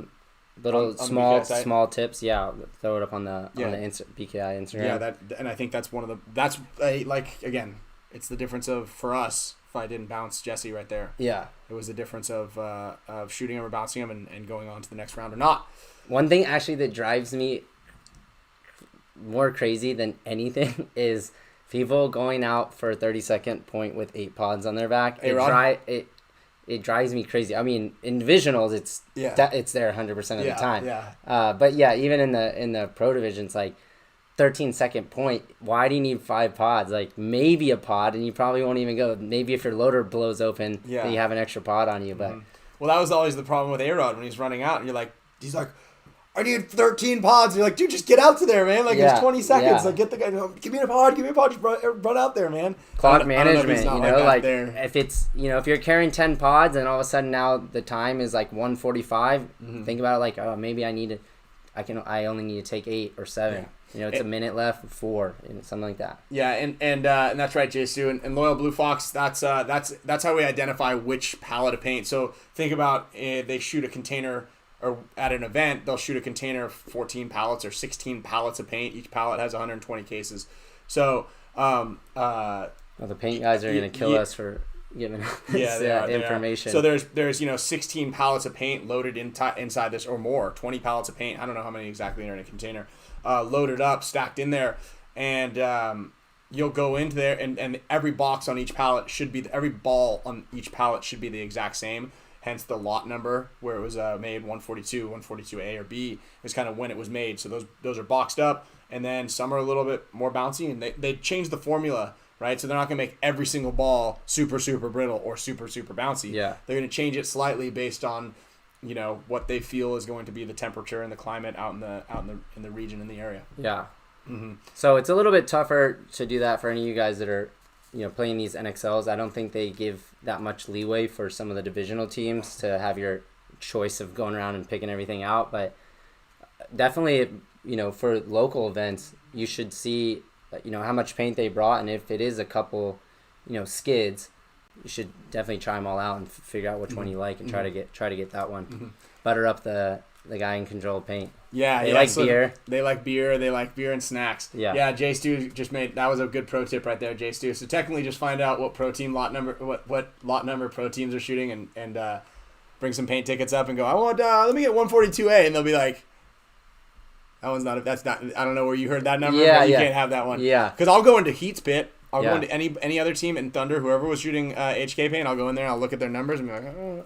Hey, what's Vic Crandall? What's up with 114? What's up with a 142C? Yeah. They're like, well, we tried that one. Here's, and Vic will run over there and come back. Like, try these ones. Yeah. Bounce them up. Okay, we'll keep ours. You did a good job. You're still in charge of the paint. An ultra deception move is you replace the stickers with other lot numbers, and then so they go get the bad lots. Dude, let's print out some labels. Good call. Wow, I'm gonna do that for the next one. Yeah. I don't think we have a HK team that we play against. So that's a good one. That is a great move. So check this out. I explained it to some of the guys. So we've got 6 options here. Seeing as we both finished even tied in the stats this time. Yeah. So we got to figure out either we choose 2 people in there to each one person gets you and one person gets me, and then they just choose 3 numbers, 1 through 3, or 1 through 6.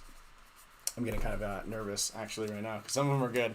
Some of them might be could be bad. Wait, so you know what's on them? No, I don't. I have no idea. I wrote what the ingredients are on the back, so I made each one of them. Okay. But I don't know what number 1 is. I folded them all up, shuffled them up. Oh, okay. So I'll look at yours. I mean, either way, it's because it's random. So yeah, it's totally random. Unless you told them already. No. Nobody knows what's inside of it or what to pick because I don't know what these numbers correspond to the ingredients. Yeah. So once you get them, what I'll do is I'll have to open them up and look to be able to figure out which one. I know what the plates are. I know which plate is which. Okay. So yeah, before they want the wheel. You guys want the wheel? Should we give away one item? Should we give away? Let's just give this away right now. Well, no, I think they're saying the wheel for that. For the numbers. Yeah. Yeah, I can try to do that. Well, so the problem is can you create a wheel on there? Go to wheel of names because if I create it on here, it'll erase I can't have like multiple. I'm already using Chrome for one wheel and then Safari for another. So wheel of names. So yeah, we'll just spin. We'll just put. I'll put 1 through 6. 1 through 6, and then we'll spin 1 for you, 1 for me, 1 for you, 1 for me, 1. Yeah. Okay. Or however we want to do it. Yeah. So 1, 2. Okay. So we're gonna set that up right now for the numbers, and then I'm gonna go grab the plates and put them out here, and then let me set the. Okay, let me set up a little box. I need to make some space here. Yeah, we need to make a little bit of space. They're not horrible, but there's some of them that are like kind of not good, I think. Some spicy. Actually, Steve Frazier hooked it up also. So shout out to Steve Frazier because he gave us these atomic pickle candies. They're hot pickles? Well, I made one of them hot and one of them, yeah. I mean, they weren't hot. They're like, I don't know what they are. They're like super sour. They're like mega sour pickles. And so let me put this on the table. I'm going to go get hold on, wait. the other. Wait until I get over there. Okay. What are you going to get? Show you guys. So we had 2 jerseys for this event. We only wore one of them. Did you guys stay in the home pit the whole time? Yeah, but they were actually our away ones. Yeah. We like that colorway a little bit better, but these were the. Oh. These were the. Hold on. Bear with us, everybody. Bear with us. These are the ones we wore. Check these out. Yeah, those actually, I really like those jerseys. They look a little like the Uprising jersey. Yeah, but they still came really out good. cool. Especially when some of us wore those gray pants. Ow. This might be too tall. Push this back here. It looks pretty tall, but... Hold on. Yeah, but we're going to go down like that. Yeah, there we go. All right, we're going to be good. This is going to be good. Okay. So, I'm going to get the plate. Should I get the plates first? Yeah, I guess. And then basically you're going to have more of the guessing game. So you're going to have to guess what your ingredients are. I'm going to probably know what they are on mine. But I'm going to open your 3 cards and get yours, and then you'll eat one and guess. You'll get my cards and I'll get yours. Are they numbered on the plates? No, they're not, but I know the I know ingredients what the plates are in there. Yeah, the ingredients are on the back of this. Okay. All right. So which one do you like? I guess I kind of like that one. I mean, you guys were wearing this one the whole time. It looked really good. Yeah. It looked this one really just cool. had a little bit more brown on it. Mm-hmm. We actually were gonna do the bottom of this one, but I'm glad you didn't. yeah. Well, you hate white, so Yeah. your opinion's gonna be. But you got white. You and Mouse like I like white white shoes. I think it looks cool. It's just Yeah. like not a good thing. You don't want to wear white because everything looks like a hit.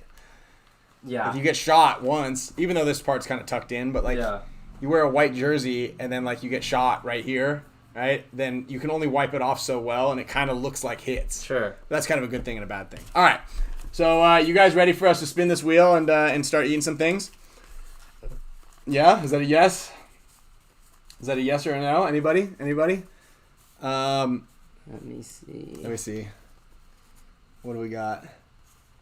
Yeah, the gray pants didn't look the best, but Yeah, the we have pants are custom ones coming. They just weren't ready yet.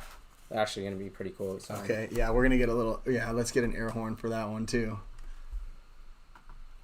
All right. Yeah, let's get the wheel going here, and I'll write it down. Oh, looks like a harmonica down.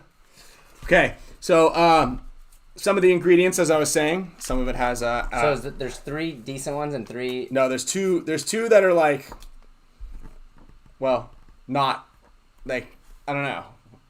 I think there's like there's mediocre.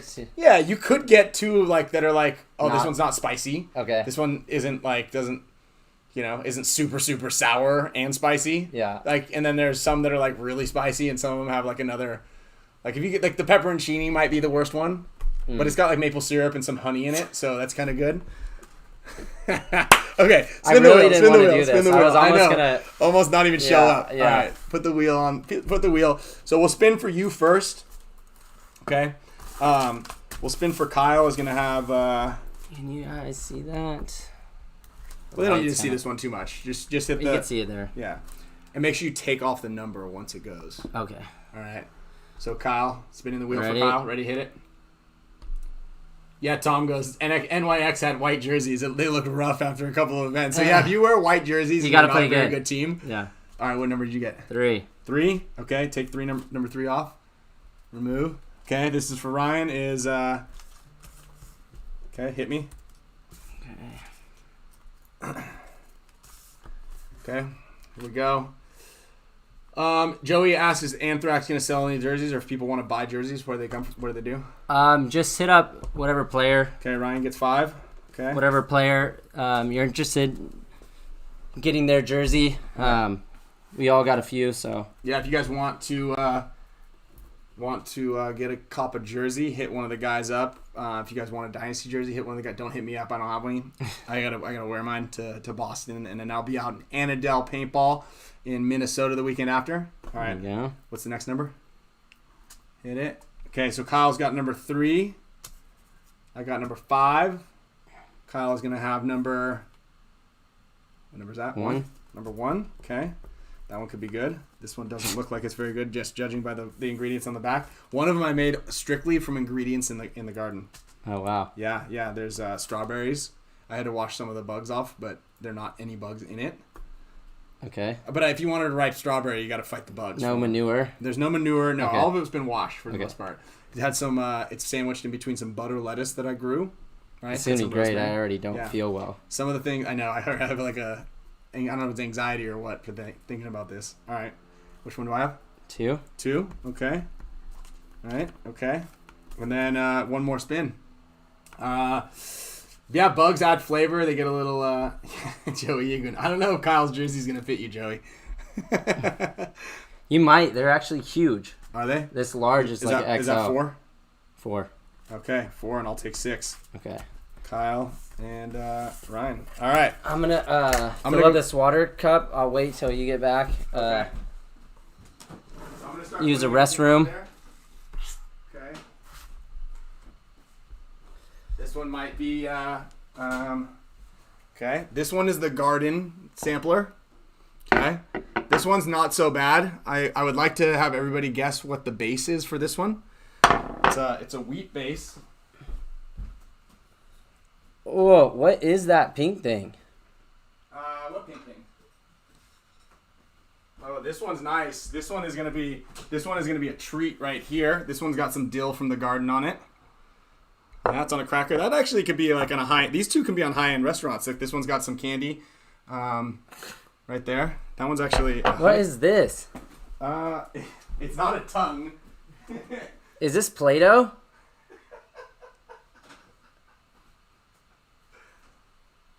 Is all this stuff safe to eat? Yeah, I think so. This is thanks to Steve Frazier right here. This one's the whammy, I think. I think this one's going to be the worst one. I can't quite tell, but it looks like a lot of the good stuff is dripped out of it. So, so let me look really quickly. Okay. Let me look at the did you dye these? This looks like a rock. No, but my is any of fingers. this stuff gonna crack my teeth? Because those little beads look like they're Yeah, not I don't know. edible. I think they're edible. I read the back of the thing, so I have. Oh, thank God. Like so if I you have this one. Edible. Like if you accidentally eat it, it's okay. Ah, shit.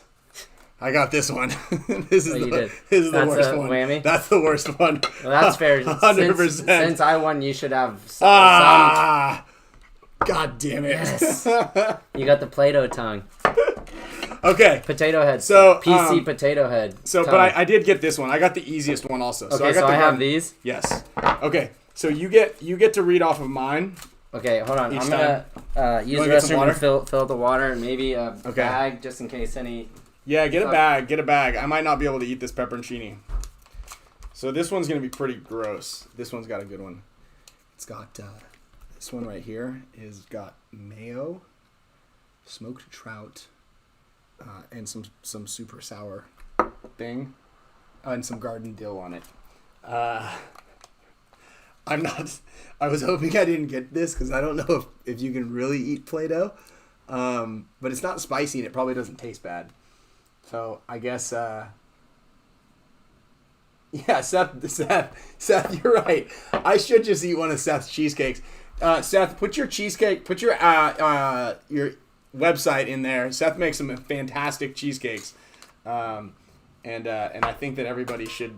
That's what I should eat. That would be like because cheesecakes are terrible to some people. What if you're lactose intolerant, right?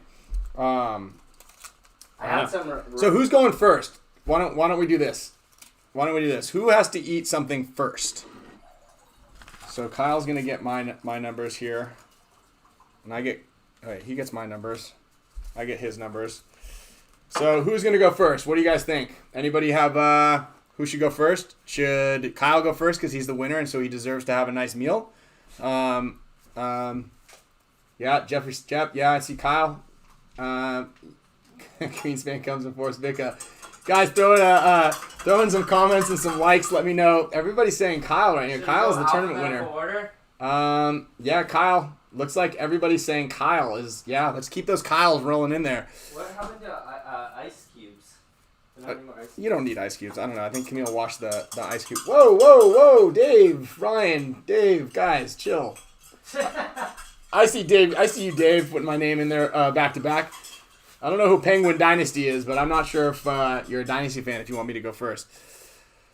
All right, get over here. Kyle, it looks like you're going first. I think I got more Kyles. Yeah, I just realized I have some errands to run. Okay. We've got a 1, a 3, or a 4.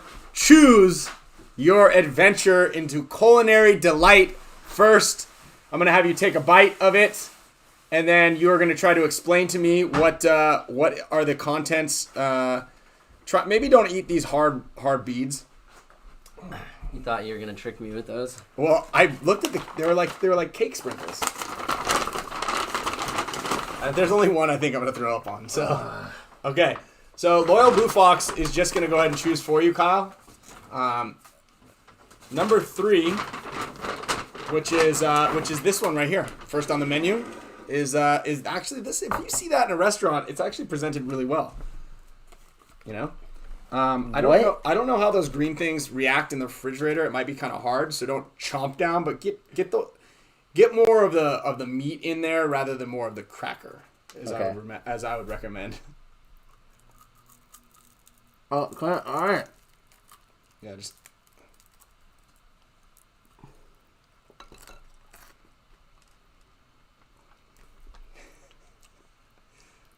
Can you describe to me what the flavors are in that? Well, some it's getting really hot. Like spicy? A little bit. I didn't put any spice in that one. I think it's the super sour. I haven't tried one of those things yet either. Steve Frazier, do you know exactly what you sent us? Oh, the package somewhere. It tastes like a Mexican candy almost? Yeah. I forget what it's like those what's that stuff called? The red stuff. The tagine? Yeah, or like the My fingers have been stained green ever since I started handling this stuff. Oh, they come like that. You didn't dye them. No, they come like atomic green. I thought you dyed some rocks. Well, no. In this one, you get to win a trip to the dentist. Sour than hot. I can see that there's some dill on there. Yeah. And I think this is a Triscuit. Yes. Some type of fish. Mm-hmm. Some trout. Smoked trout. Wow. Yeah. And then the white stuff is mayo. Yeah. Mayo. So what is this? It's what is it, Steve? What did you send us? I'm not totally sure what it is. It's like a super sour atomic pickle candy. It's candy. It wasn't terrible. Okay, great. That was that might have been the worst one. So really, yeah. That you have. I think. Well, you have another one over there too. So you got both of the super sour atomic pickles. Okay. I might eat more of that. All right. Yeah. No. You might have another bite. No. Okay. Triscuit. So what numbers do you have? You have 5, 2, 5. There we go. 2, 5, and 6. Someone throw up a number 2, 5, or 6, and that's what I'm going to eat. Kyle, then you grab their thing and you point to which one you think it is. I had a eating horrible things challenge last night, actually. What'd you eat? Well, we went to Fleming's. Okay. My stomach didn't sit well with the rare steak. Oof. So that all... okay, number 2. Grab me number 2. Wait, here. Yeah, and then just read off the back. Don't tell me, but you're going to be able to figure out which one of these things it is. Just point to it. I think it's this one. Oh. So this is a winner right here. I'll tell you what. This is all healthy ingredients. Aside from the strawberry, was picked out of the dirt, kind of had like some bugs eating it. Yeah. Well, I'm going to eat the whole thing. Oh yeah, this one looks nice. Yeah. This might be a good salad recipe. Well, I didn't get all the dirt off, that's for sure. But You put spicy stuff in there? no, it's just like... So we got butter, lettuce. That was good. I'm going to read them because you wrote them. So Yeah. Go butter, for it. lettuce, green onion. We have strawberries right there? Yeah, we got strawberries in there. Yeah. Cilantro, rosemary, and dill. Mm-hmm. I had to make 2 that were not fishy or spicy, I guess I'll say. Sour pickleball. Sour pickleball. Okay, number 1, number 4. Which one's Kyle going to get? Kyle, you choose. 1 or 4. Number 1. Okay. Number 1, first place. You're going to eat this delectable treat right here. I think this one's going to be all right also. I don't know if I'd chew on those. Are these... They're candies. These are candies. I think. That's what I came out of like They're not like bracelet beads? That might be bracelet beads. Is it a bracelet bead? Oh, maybe it is a candy. Yeah, I think it's like a rock candy. Maybe it's like a mini jawbreaker. There we go. Mini jawbreakers. I taste what's in there. But I don't like... I'm going to be tasting for 5 hours now. God damn it. Go ahead and swirl that. That thing is. I'm not twirling it in more of that. Just take a big bite of that. Get the whole thing in your mouth.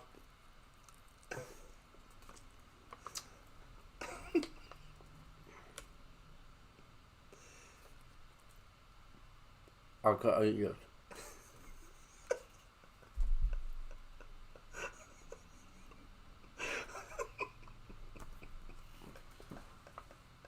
What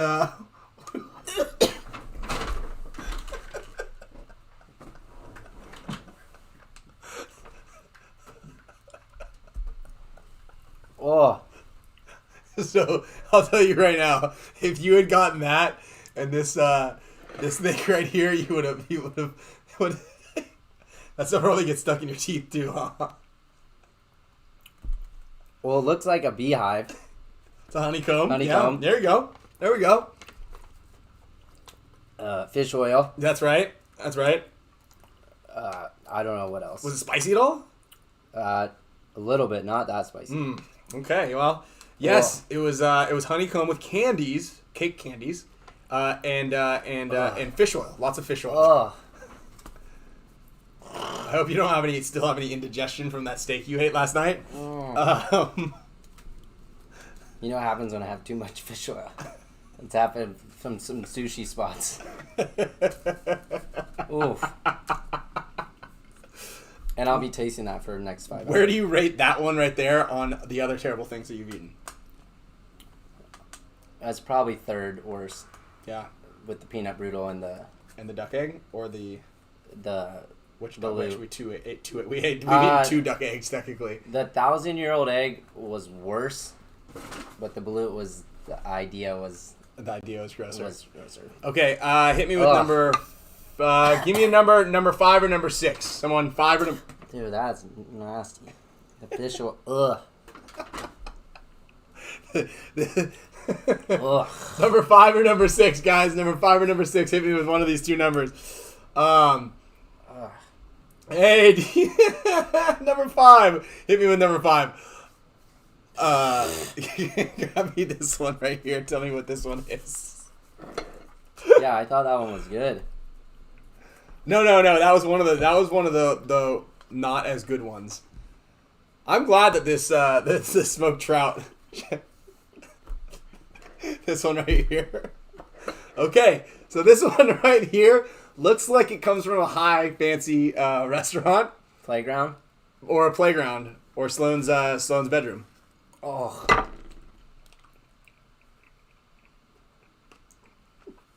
There's Play-Doh. I guess it has to be safe to eat. Is it Why is it so salty? Yeah, I think I ate some Play-Doh when I was young. I remember it being salty. Oh! I thought this thing was going to be decent. You want to try it? I'll try it. I put because you read the ingredients, and yeah. That sounds good, huh? What a sport. Whoa! There's no fish oil or anything in this one. Oh. You want to dip it in some fish oil? No. Ugh. That's the worst one. I don't know. I think this might be Why is it so salty?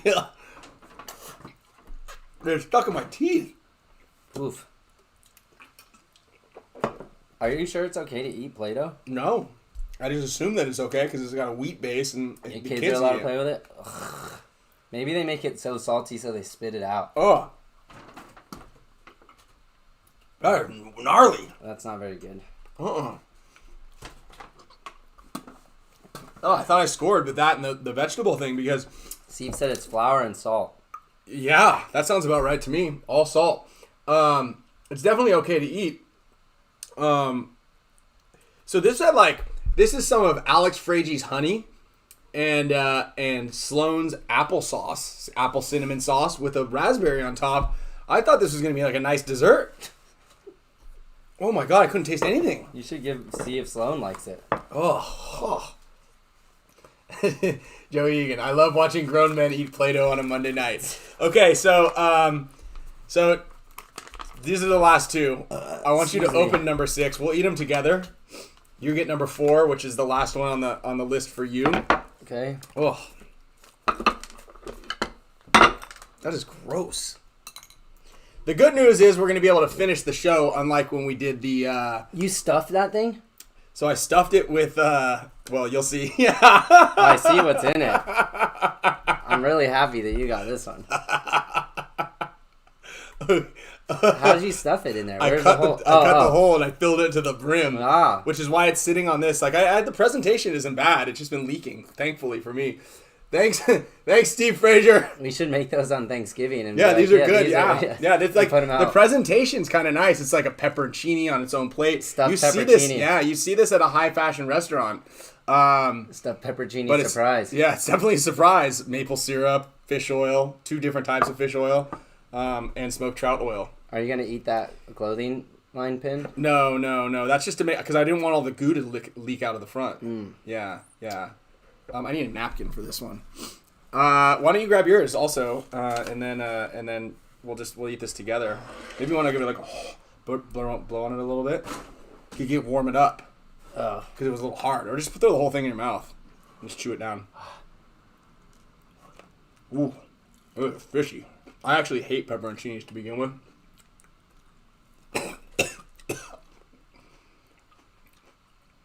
this one's hot. Hot.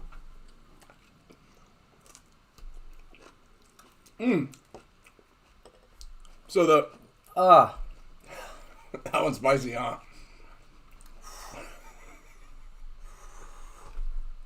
Ha.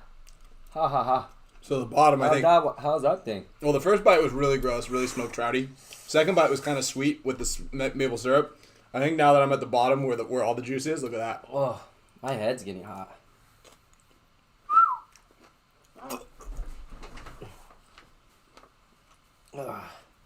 Ah. Oh. You guys want to know what was in that thing? So we had pepperoncini, fish oil, vanilla bean syrup, and smoked trout oil. Oh, the bottom was a huge party. There was a big party at the bottom of this thing. Mm. Oh, man. That one's spicy, huh? Is my mouth green? Yeah. Whoa. Oh. That's what's happening to you guys when you eat those nuclear hot Cheetos. Wait until you poop later.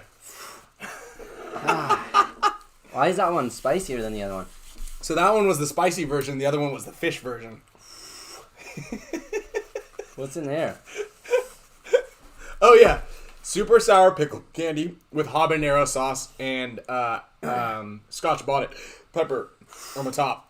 Oh, that's what the flakes are? Yeah, the flakes of the Scotch bonnet. And then I cut, poke little holes in it, and then I filled it up with the inside like it was like a truffle of some sort with the habanero sauce. You know the stuff that you put one little dot on a chip? The little thing that I got? Yeah, that's why you're mad. I will say, though, that one tasted better than the trout one.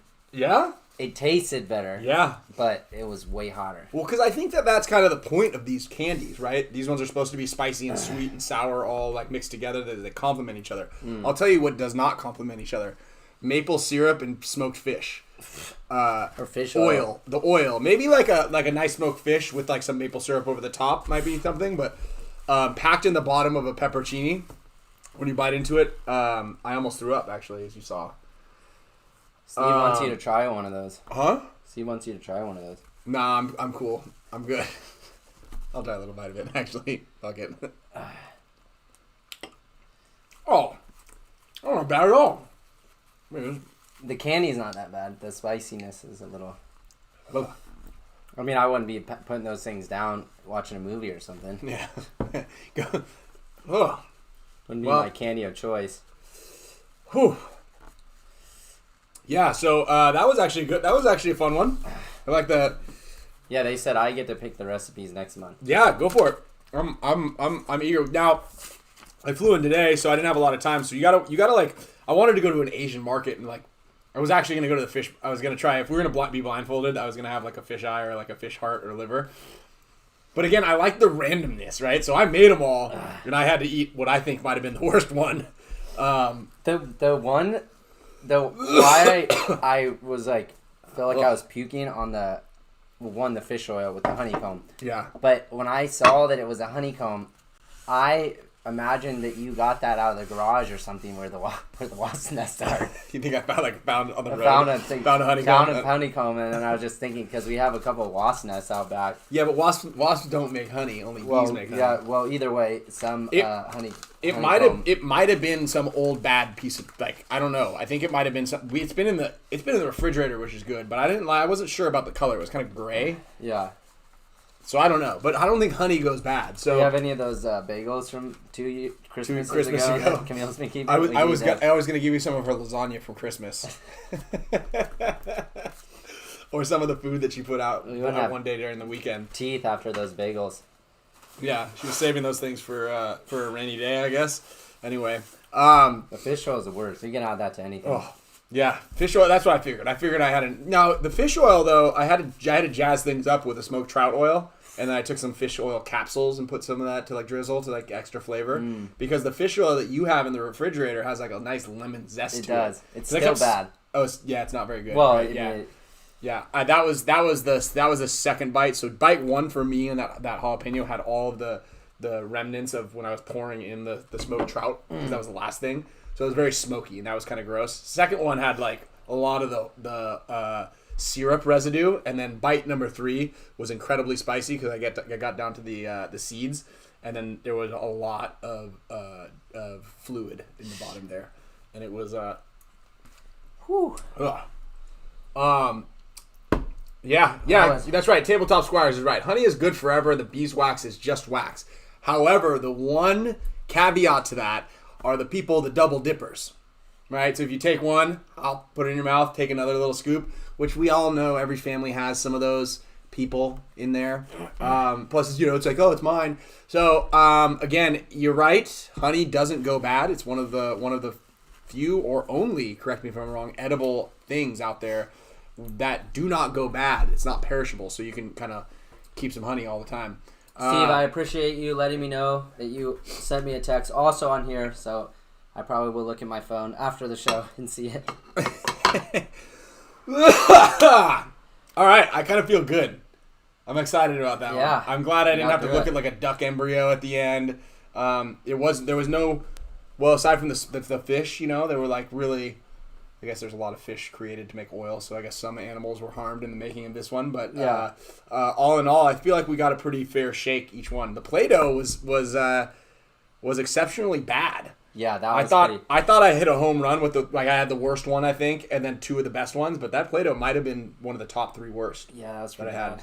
The fish oil one was my worst. Yeah. I'm glad. When I take that fish oil, like a teaspoon, I try to just launch it all the way back in my throat so it doesn't hit my tongue at all. Yeah. I think it got your teeth, the tongue, the whole deal on that bit right there.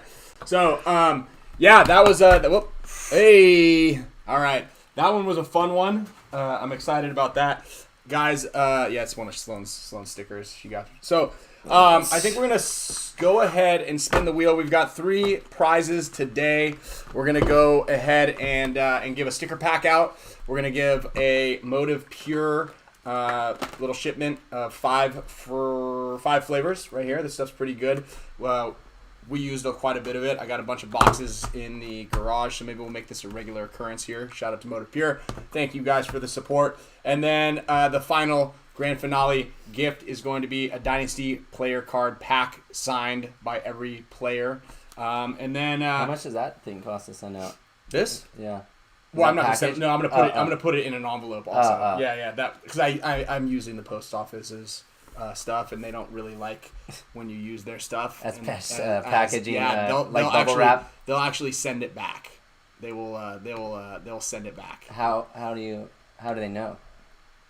So if I try to ship this right here, they know that this is their packaging, and they'll be like, we don't play that game. Yeah. And they'll send it right back to you and be like, use your own. I always stuff. When I ship guns, I stuff a bunch of the. Yeah, use that as the foam and stuff. Yeah, exactly. And then also, I did find this. I did find an extra Spick and Span mug. You pour hot coffee in here, and it turns into, it shows our logo. This is also from Island Design. So this one's going to go out next week as a gift, as just a weekly giveaway. So this month, I think, is shaping up to be one of the best months for giveaways. At the end of the month, all Super Mega Support status members will get one of these. And then also we've got the goggles to give away. I think I have some other HK stuff to give away as well. So we're going to have some pretty cool giveaways. I got some extra stuff. I think, and we got the carbon backpack. Oh, yep. Yep, that one's going to be coming. That's nice. Our team guys have even been wanting them, and they haven't got them yet. Oh, so, really? Yeah, really? Those are very high quality. And that was in high demand. Yeah, items. that's courtesy of Corrupt Combat and Adam, Mr. Adam Lawrence. Thank you. He actually also came out to help us pit. Adam also gave me his shocker. He had an old shocker, and I used the parts in his shocker to be able to make that Dynasty shocker that we gave away for charity work. So big thanks to Adam, and he actually also he was in Phoenix, took all of our he was in Florida and drove all of our pods back to Phoenix. Wow. To give to Vic, and then is driving back to California. So big thanks to you, Adam, and the backpack for one of the lucky members. So we'll give the backpack away maybe in 2 or 3 weeks, but that'll be one of the member giveaways. So let's go ahead and see if this thing works here. I had a bunch of people. They want us to do a to the moon portion, and give our thing of the week. Our pick of the week, huh? Yeah. Dude, look at how fast that thing's moving. Or crypto. I'm a big winner right now on the. I don't check any of my stocks, or or anything during paintball weekends. Oh, that really dropped heavy too, huh? Yeah, it did. But I'm still up 7% on the day and 528% for my all-time gains here. Wow. Just that's in 2-3 months. 3 months since the combine, the paintball combine when I decided to jump in on this one. So that one's a pretty big, nice little chunk of change. Yeah. That we were trading while we were driving back out there. But yeah, there's I think the rest of everything else kind of had a lousy day at the stock market today. But I don't really check them over the week. But yeah, I think the pick is Ethereum. Oh, pick of the week is Ethereum, huh? Jump in that now. Yeah. Okay. I'm stronger. I think than Bitcoin. It's gonna go. I think it's gonna hit 4,000 at least by the end of the week. What is that right now? 35. 30. Well, it was at 3,400. Okay. Earlier. 3,400. Cracked 3,000 like a couple days ago. Really easy. Wow. So it's got a lot of momentum. Yeah. What do you think about Elon Musk going on to shout out the Doge this weekend? Do you think that's going to happen? Yeah. Oh, well, it's going to happen. But here's the trick. You buy the rumor and then you sell the news. So don't hold on to it after. Oh, there we go. Yeah. Buy the rumor. So you heard it right now. Actually, there's a nice little dip in the Dogecoin now. Yeah. So you buy it now, and then on Saturday during the day, if it starts losing some momentum, you want to get out of that thing because it will probably drop off. So there you have it from the local Spick and Span resident traders here. Trade at your own risk. Yeah. If you lose the house, don't blame us. Yeah. Whatever you're willing to. Yeah, whatever you put in, be ready to put lose on the it. roulette table at the casino. Right. Speaking of roulette tables, let's go over to something that's a little more tried, true, and trusted. For the motive pure, we got the big spin, the big wheel. I want to bring up a comparison of like week 1 and week 2 of the wheel. New York Fearful is the New York Fearful. Shout out to the kids, Manny and Gabby, out there. You guys were out at the event. They were out at the combine. They were out at the NXL. No, they were at the NXL. Yeah. Yep. They had a really good practice. Kind of fell off and went. I think they went 1, 1, and 2. I think is what they did. So that one didn't work for them, or maybe it's 2, 1, and 1, or something along those lines. But big progress from them. The kids are doing really well. One of the big things. Remember Manny from the summer camp? Yeah. And every time I talk to him, I'm like, all right, did you bunker anybody? That's the big question. Did you bunker anybody? Yeah. He's like, yeah, I bunkered somebody today. I was like, all right, that's what I want. I want to see that. You know, when a lot of younger kids are coming up and there's a lot of progress, that's what I want to see. I want to see them bunker. Yeah. That's the big that's the big progress. I want to make sure that you guys are ready to go in there and get your hands dirty up there. So, okay, Motive Pure coming your guys' way. Would have helped out quite a bit more, I believe, over the past weekend. But, still really good electrolyte drink. The next one is going to be for a sticker pack. Okay, sticker pack. Oof. Oh, have you burped yet? No, not yet. Mine tasted more like dill than anything else, but sticker pack going to Mr. David Reed. David Reed, congrats on another sticker pack. I think you won about, you might have won a couple of sticker packs in there. Will you pull up the chat for me? Yeah. Really quick, because I can't see it when we got... I was looking for my other stock pick. Oh, to get. Well, but you can't. You got to limit it to only one stock pick. You can't go with. Well, we did the crypto. Oh, there's a crypto and okay. I think it's Nokia. Devin, Nokia. No, don't even mess with those ones. Don't mess with those stickers. We'll see. Okay, big winner right here is going to be the signed player cards. Guys, if you do win these, you don't have to be here to win them. So if you win them throughout the week, just go ahead and shoot me a message, a DM, an email, whatever it may be. Usually if I've already sent you something, I've got your addresses. But if I have not sent you anything before and you win, make sure I get your address so I can send you the goodies. So this is for a full team signed pack of Dynasty player cards. These are pretty cool. This will actually be one of the very few that are going to be going out. You can get the player cards on field1paintball.com, but you don't get them signed on field1paintball.com. So it's going to be hard. You got to collect them all, track down all the players, or win them on the Spick and Span show, or be a super mega support status member because you guys are going to get them this month. Okay, jumping over to the wheel. Here it is. This is one of the big winner coming in with, we missed loyal Mr. Robert Marotti. Now, I think, congratulations to Mr. Marotti. However, if, let's see here. If the past has told us anything, it is that Mr. Marotti did pass on a pair of push goggles one time before. So, Mr. Marotti, if you're out there, congratulations. If you do not claim these things by next week or the week after, I'm going to give them away to you. No, he didn't. No, I don't have his address. He's one of the guys who never gave me his address. And he won push goggles 2 months ago? Those were push goggles donated by Jeff from New York and from Low Gravity. Have you tried to find him at all? Or? Yeah. Okay, you only have a week. Okay. Monday. Next Monday. Wow, that's it right there. Yeah, that's all. That's right. Yeah, it's Steve Segovia, and then Steve Segovia won the.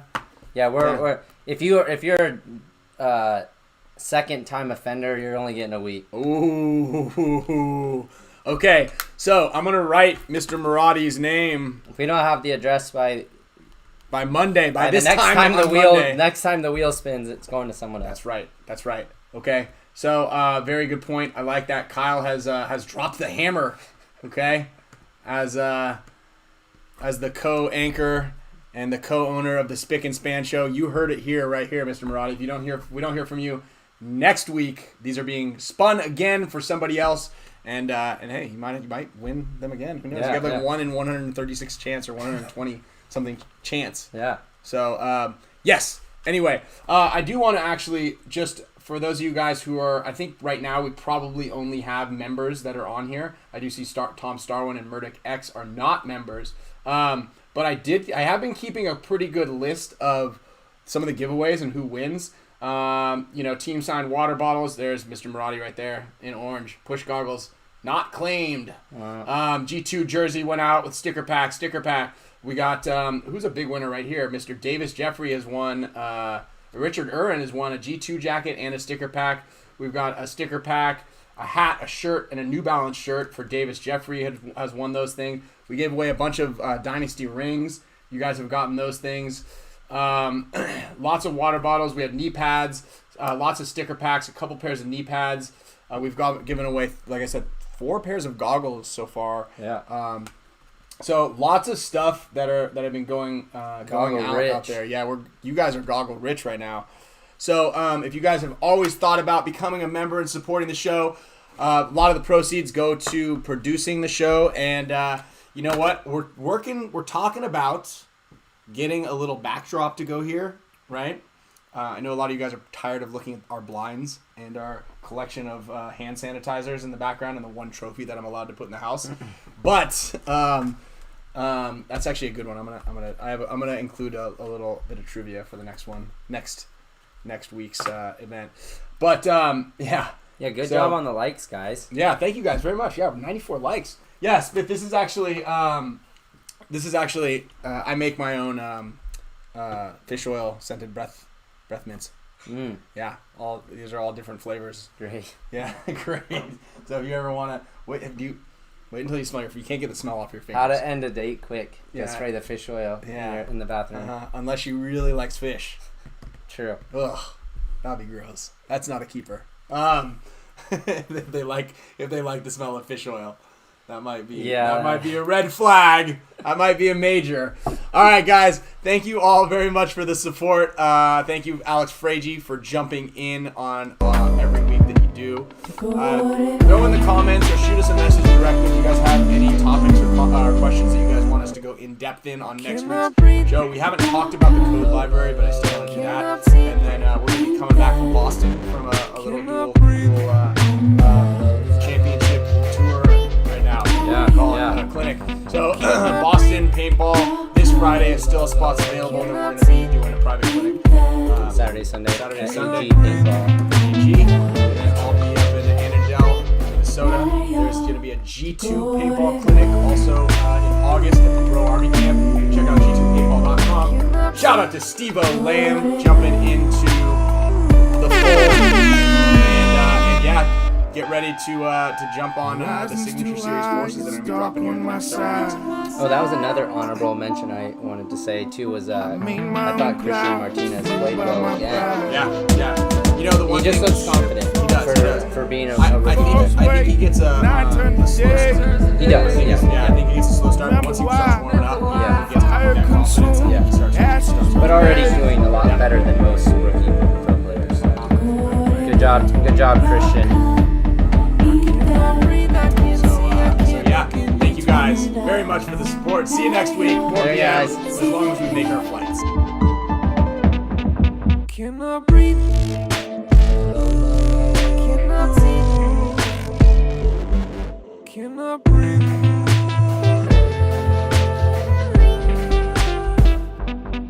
Cannot breathe. Cannot see.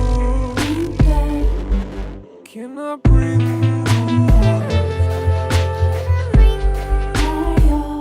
To go to bed. Cannot see. Cannot breathe.